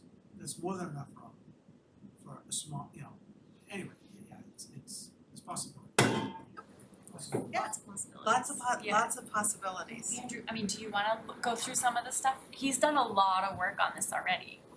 Sure. That's good. Yeah. So Yeah. do you want to screen share it? Yeah. Sorry. No, good. So I've started obviously looking at other municipalities and how they define the use and allow the use. You're good. I'm just pulling it out. Old eyes. What's BDW? Brewery, distillery, or winery is how it's typically defined. So there's some preliminary questions for CPDC, right? Kind of related as we get more into the definitions. It might actually make sense to review the definitions or options first and then kind of go back to the questions for you guys, just so you can see what it looks like now. So there's three kind of different paths that we could tried to avenue down. One is, I mean, we call it complicated, but really what we mean is a very well-defined definition of the use, including dimensional requirements or square footage requirements or limitations on amount brewed. We could be very specific on what we mean, and some communities have done that. To consider with that is that it might be very unintentionally limiting to development or the use itself. So maybe we consider a less complicated definition and just a general broader definition that kind of explains the use without regulations on size, amounts poured, brewed, food requirements, etc. But then we want to make sure, are we capturing what's important to the development, the use, the externalities that have been kind of described or will be described? Or do we want to really just make it clean cut and simple and try to tie in with, like, say, a restaurant use, restaurant / brewery / anything similar to that? The definition of restaurant actually like kind of works. Right. Which is why we were like, I don't know. Right. But then considerations with that is, do we want to allow them in the same fashion that restaurants are allowed in, which is typically right by right or similar site plan processes if they're triggered. So I've kind of started at the most complicated, very well defined definitions, which includes defining a brewery, distillery, or winery. So what we've learned is that there's requirements, right? Or do we want requirements under the state that food be served? But then the question is, do we want to locally define that? Like, is food bar snacks, peanuts, and snacks? Or is it food, or the ability for food trucks or bring in food from outside places be allowed or required that is allowed? And yeah, and we mentioned that because bar or tavern is actually prohibited in town, and we're not quite sure why, because nobody's required to purchase food, right, when they go to like a Bunratty, but is it required that they have it? I believe that's the case, but we didn't know if you had any information on the history of That that. goes back before I even moved to town. So because what's interesting is the definition, it doesn't say anything about like not serving food. Like it doesn't say, it just says what a bar or tavern is, and then it says it's not allowed. And so we're assuming the reason is It's not serving food. that it's not serving food. And so we would potentially, we don't know like if the community would feel more comfortable with brewery if we required food. So it's more a little bit like, there's a lot of differences between breweries and bars and taverns, right? Right. But like to distinguish it from a alcohol consumption standpoint, like would it help if we required food? And do you know what I mean? I do, and I actually think this might be something worth not trying to guess at. This is kind of my instinct is that may be entirely wrong, is that this definition of a bar, tavern, and the cautious community approach that I didn't know about until just now of not allowing them may be also dated. Right. But And I think I honestly, I sitting here, I don't know what community will is on that in this day and age or not. but I do think even if it is dated, there should be some sort of distinction in zoning, I would think. Like if we're gonna keep bar or tavern. I don't know, it's just like it's, cause like, Keep bar or tavern and not allowed. However, a brewery would be its own definition. Yep. And you've got two options. If you're a brewer, you can either produce the beer on site, which makes you a brewery, in which case you're manufacturing and serving. Yep. Or require the kitchen, which makes you a restaurant. Well, Not both? Right, I mean, to me, what you've written here, and here we are getting into this, the brewery, distillery, and winery, the definition is that you're producing your goods. Right, which is making it different from Yeah, bar or tavern. So then, if you're serving food, you're doing that and doing the But things you that the qualify as a restaurant might do. restaurant, so you're covered. But you're not saying you have to have food, you're saying you can. You can. Cause like requiring it, like a lot of these breweries and beer guys, they're beer guys. Yeah. They're not food guys. Right. Like, you So know, if you're producing it on site, you're manufacturing it, Right. you can sell it on site. You can sell it to take home, you can sell it to serve. Yeah, so that's where I'm trying to separate Right. what's the principal use of the site, right? Like bar or tavern says serving alcohol for on-site consumption is the principal use. I'm trying to distinguish brewery, distillery, and winery as the primary use is the manufacturing and wholesale component of breweries that typically come with them. I would say just the manufacturing, Right, I was even gonna say. because you're not gonna, there's no guarantee you're gonna wholesale it out. More than likely, you could retail it. Mm-hmm. Correct, you are right, and So that you're would be looking- hard to enforce in Right. general, right? But just the manufacturing, you're gonna be up there at town meeting. yes. I'm starting to get some thoughts about this, yeah, as I'm thinking it through. So are you suggesting that a brewery would be prohibited from selling? No. Brewery can sell. They can manufacture and they can sell. They do not have to serve food, But they could. but they could, Okay. absolutely. Yeah. And if you're not manufacturing it, if you are pulling it from a other location where you're manufacturing it, then you're gonna have to serve food because you're not doing on-site. Right, then you're a restaurant. Then you're a restaurant. Okay, yes, I Or was missing, bar. I was Yeah, I missing like a that, step. it's good, Yeah. like, we were pondering a lot of things, we were like, we really need to know the history and like what, you know, the thoughts of you all, My guess is that goes back a while. Yeah, feels like a. like prohibition era, although we didn't have zoning back then. 20 years later. Sorry, just to make sure, so Well, if not- like not that Lode far. Hobo is developing in wherever, but they have a retail front here, they would still require food if it's Lord Hobo beer only. Or are you saying like you Well, can't if they're bring in- gonna have the kitchen, they can have Lord Hobo and anything else, as long as they're not producing it on. If they're not going to produce it on site. Okay. And if you're gonna sell something other than you produce on site, so do you make them have a kitchen at that point? If I'm producing these beers, do I say I'm just selling my beers? Well, you'd think they would only want to, right? Right, So that's actually a requirement in this current definition that they may only sell alcoholic beverages produced by the brewery, distillery, or winery. Can't be having Budweiser's, but the if whole you wanna do shebang. that, then you need a kitchen to sell Right, food that's a along with it. restaurant, right? What about the ones that contract brew in other facilities?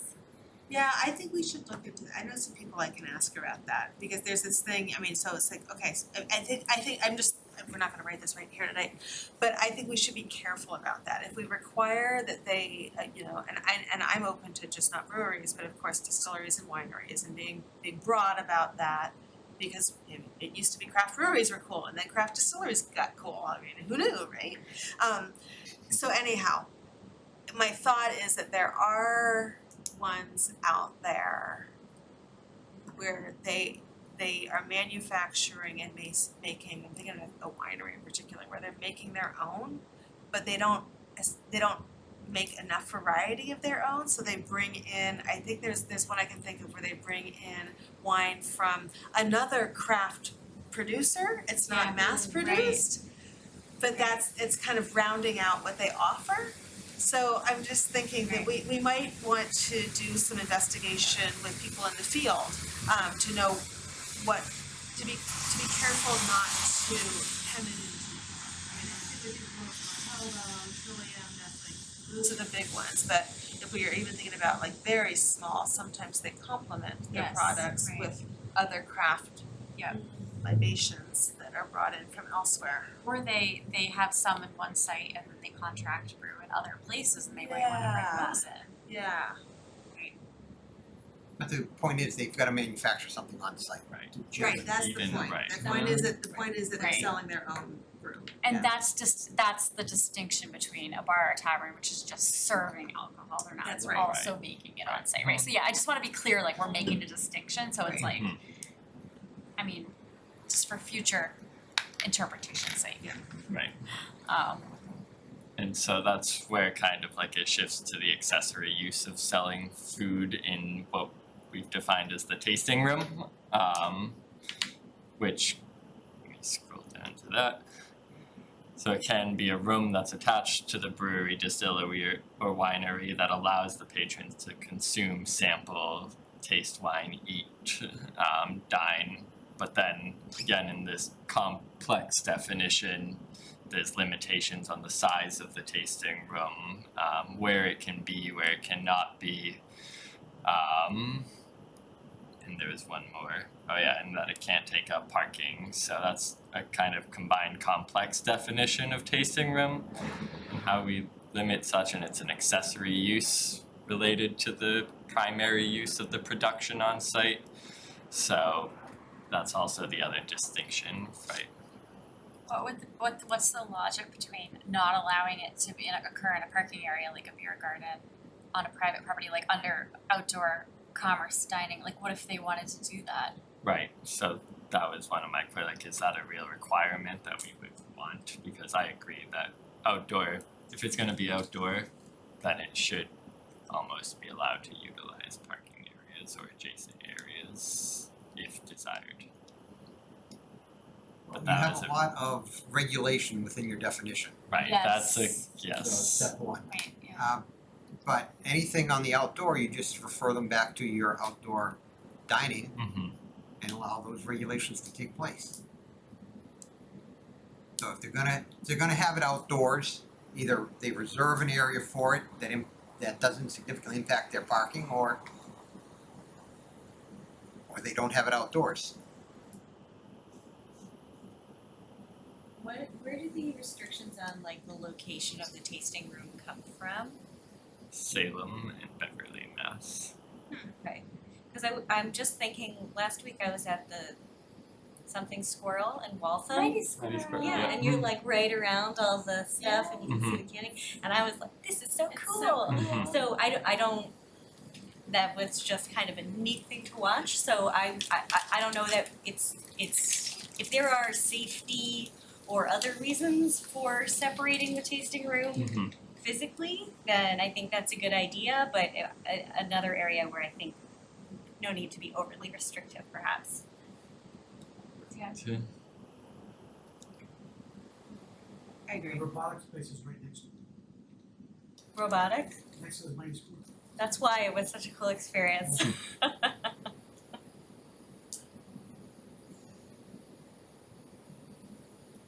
When you think operationally, like Julie was saying, beer guys are beer guys, right? To build a kitchen, staff it, and have that other headache.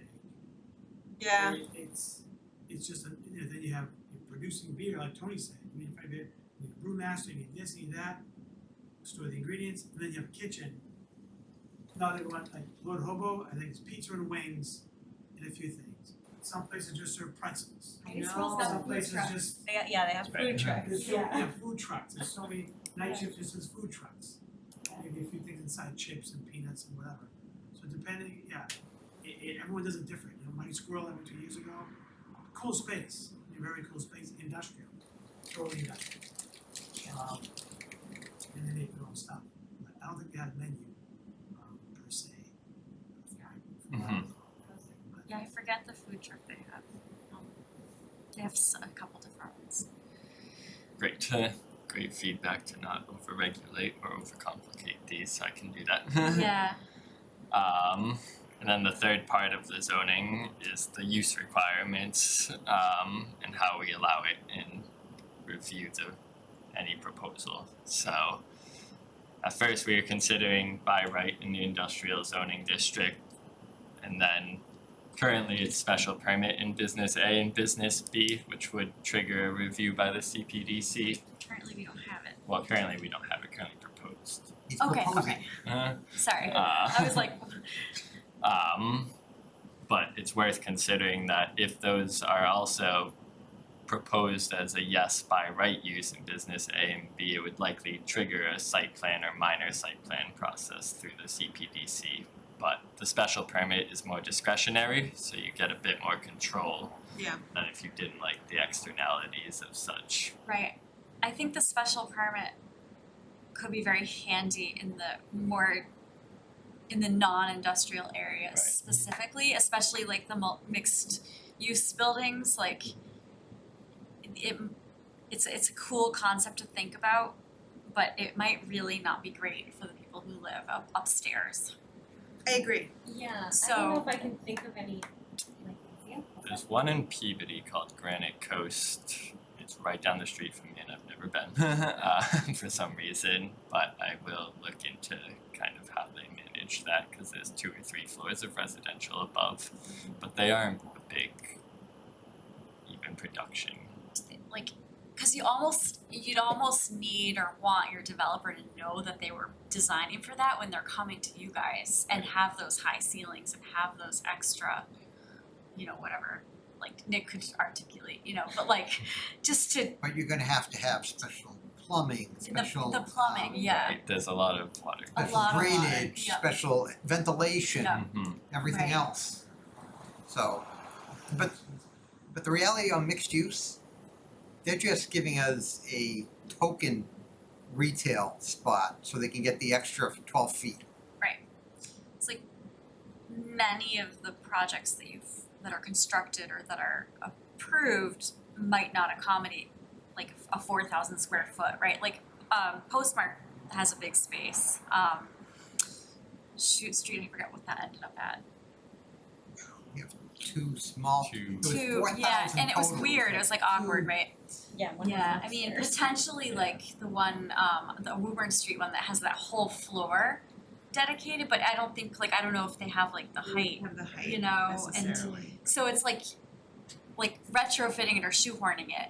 You really want them to be planning for it, like from the beginning. Yeah, and I mean, so there's the question of, okay, like in mixed use, is the developer actually planning for that? And I'm thinking about the by right or special permit process being a matter of what are the externalities. And the externalities to me are, unless I'm missing something, the externalities are very similar to what the externalities would be in a restaurant. You've got people there late at night, you've got, the smell of brewing instead of cooking or whatever. And it seems to me that the more flexible we leave the definition of regulation, the more we might want to have special permits in places where there could be externalities, like our business districts, because of the way Reading is, where you are just in close proximity to other businesses and residences, and the question of mixed use, is there enough height? It's like, okay, that's a good question, but the developers need to consider that. And I guess I get back to what are the externalities, and to me, I think the externalities are very similar to what restaurants would be. And if we require restaurants by special permit in some places, we should do the same with breweries and distilleries. That's a big if, I haven't looked at it again. I don't think we require special permits for most restaurants. But where's that one? Where's that That is PUD? the PUDB. Where is that anyway? So we allow yes. So we Yeah. might want, and I guess, again, the more general we are in the definition, the more we might want to consider special permit than by right, to I allow the agree. flexibility and the Yeah. collaboration. I totally agree. I also think by right, Attorney Schomer did kind of point out, by right, it is hard for you to deny. I mean, you can't really, right? You can approve with conditions, you can disapprove, We can but cajole, there's- but not really regulate. Yeah, and so it's it's hard to know, what you might get with a proposal, for a brewery, but you might just wanna at least reserve the right to deny if Yes, it's really not the right location. yes. Or heavily condition, I agree. yeah, so, Kind of, especially since we're a town that doesn't allow bars and taverns, except for, I guess, somewhere there. Because there is that history, regardless of what that history is, we might want to just retain more control. Barn nose- Oh, no, it's It's no one all nose the way across across. the My board, eyes yeah. skipped down, I skipped down and saw the, So it'll be, yes. it'll be really important to clarify, like for anyone who's not super familiar with the differences between these uses, like what the key difference is. Like one is just selling, one is producing, right? And then they can have food or not. Like we can Yeah. work out all the things that you guys talked about. I think the distinction is actually really easy. Yes. I agree. Yeah. Yeah. Great. And then I think special permit is comforting to town meeting, like to know that there's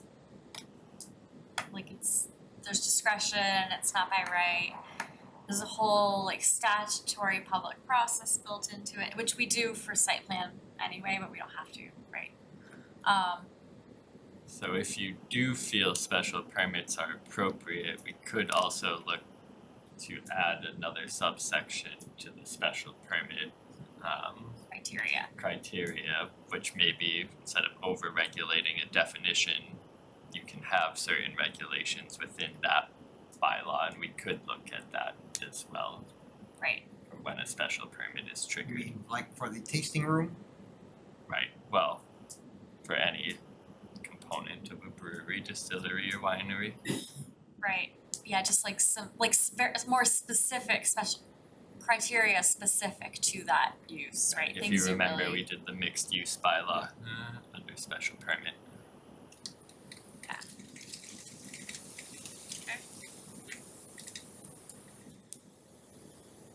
Cool. I'll work on that some more, parse these down a bit. Oh, and then like we were talking about downtown smart growth district, like instead of modifying that section of the bylaw by adding a use, putting a footnote Yes, like- that's right, there's in this section with the use table, saying that it's also allowed by special permit in the downtown smart growth district. Alright. Or like something like Yeah, that, you know, so somehow, it's yeah. like It's all in capturing one place. downtown as well. And not omitting that, Yeah. Going to bring that up. so. Thank you. Making sure I capture all the questions. Okay, So we'll keep on keeping on with that, and your next meeting is gonna be a long one. the next meeting's gonna be the long one. We have all these minutes to do. It's really late right now, but we are way behind on our minutes. Could we like read minutes ahead of time and approve them at like the beginning of the meeting, the way oftentimes it's done in other board and committees?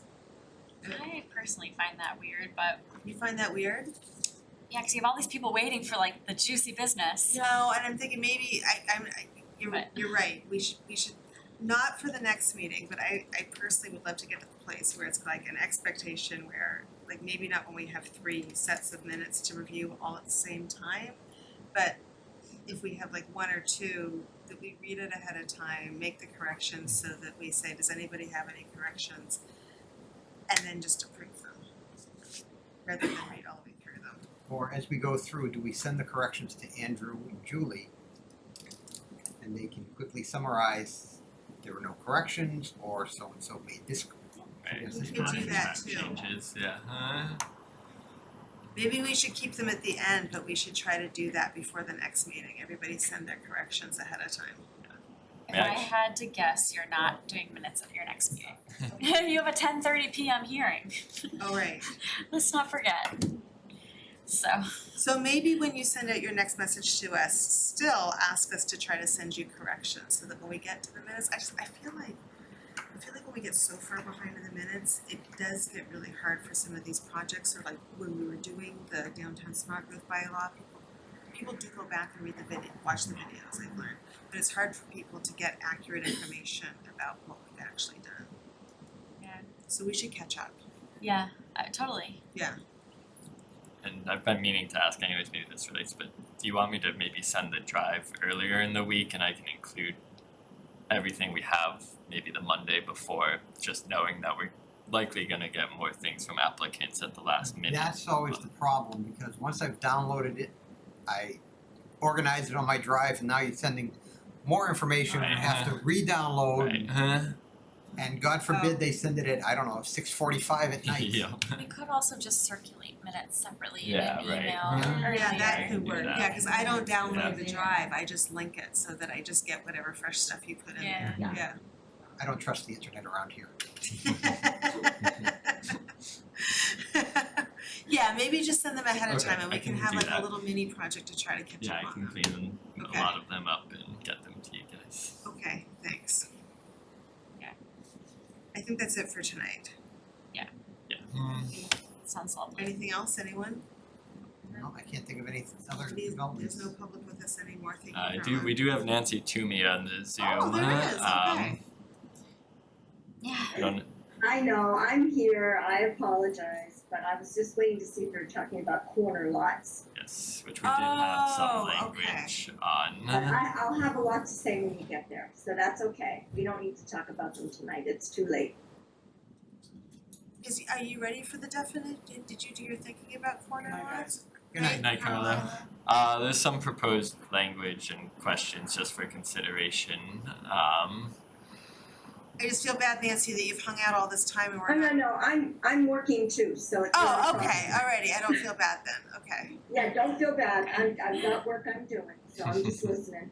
No okay. worries, we'll get to it next time, it's not a big deal, I just have a lot to say, We so. probably won't, it'll It won't probably be be the later. next meeting probably, No, Nancy. no, that's Okay. fine too, no worries, no Might worries. maybe October. Yeah, come back in That sounds October, perfect. alrighty. And I'm certainly welcome to any feedback at any time, Nancy. We can always Yeah, chat yeah. about it. I know that, you know my point about it, yeah, Yeah. I don't think it's needed, but that's okay.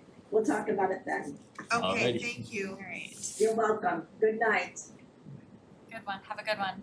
alrighty, are we ready for a motion to adjourn? Well, let me just make one quick comment, to Andrew, because your first question on, for the CBDC on corner lots, is the CBDC believe enforcing 2 front yard requirements is best and correct interpretation? My answer is no. Okay. Okay, I agree.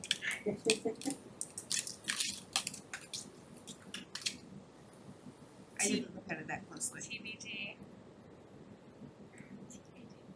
alright, And just to say on corner lots, me and the building commissioner, we just kind of want something to clarify whatever the dimensional controls are, whether it's 2 fronts, a front, a side. We just want something in the bylaws, and the zoning board has actually requested it as well, because they've dealt with the application or two, on corner lot interpretations, so. Living on a corner lot, yes. You've got a 20-foot frontage on the front. Are you now telling me that where everybody else is 15 foot on the side, I now have to have 20 feet? You don't have 15 feet on the side Well, if you're 'cause- fronting Howard Street, and another street, everybody on Howard has 20 down that way, and everybody down the other road has 20 down that way, so. Your side is their front, right? Like, Yes. So just, yeah, we'll get Lots to of it. We don't stuff. start that. Yeah, we- Right. It's a long conversation, but I think it's a misinterpretation by the building inspector. And it just has compounded itself to the point where now it becomes an issue. And I think it does need to be clarified, but I don't necessarily think we need to have a corner lot definition that's separate than what we already have. I agree with you, Tony. It doesn't make sense to me. And we can talk about it because I've been dealing with this for quite some time.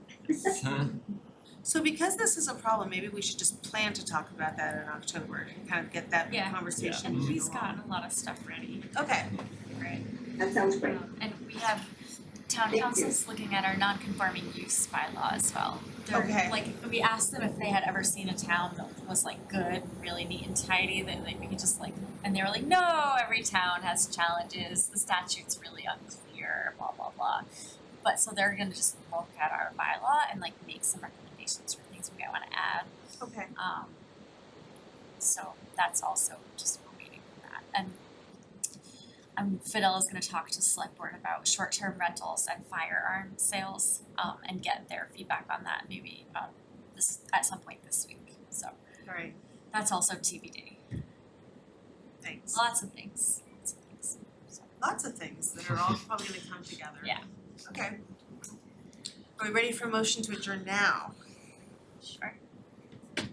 Motion to adjourn. All in favor? Aye. Aye, thank you. Motion carries.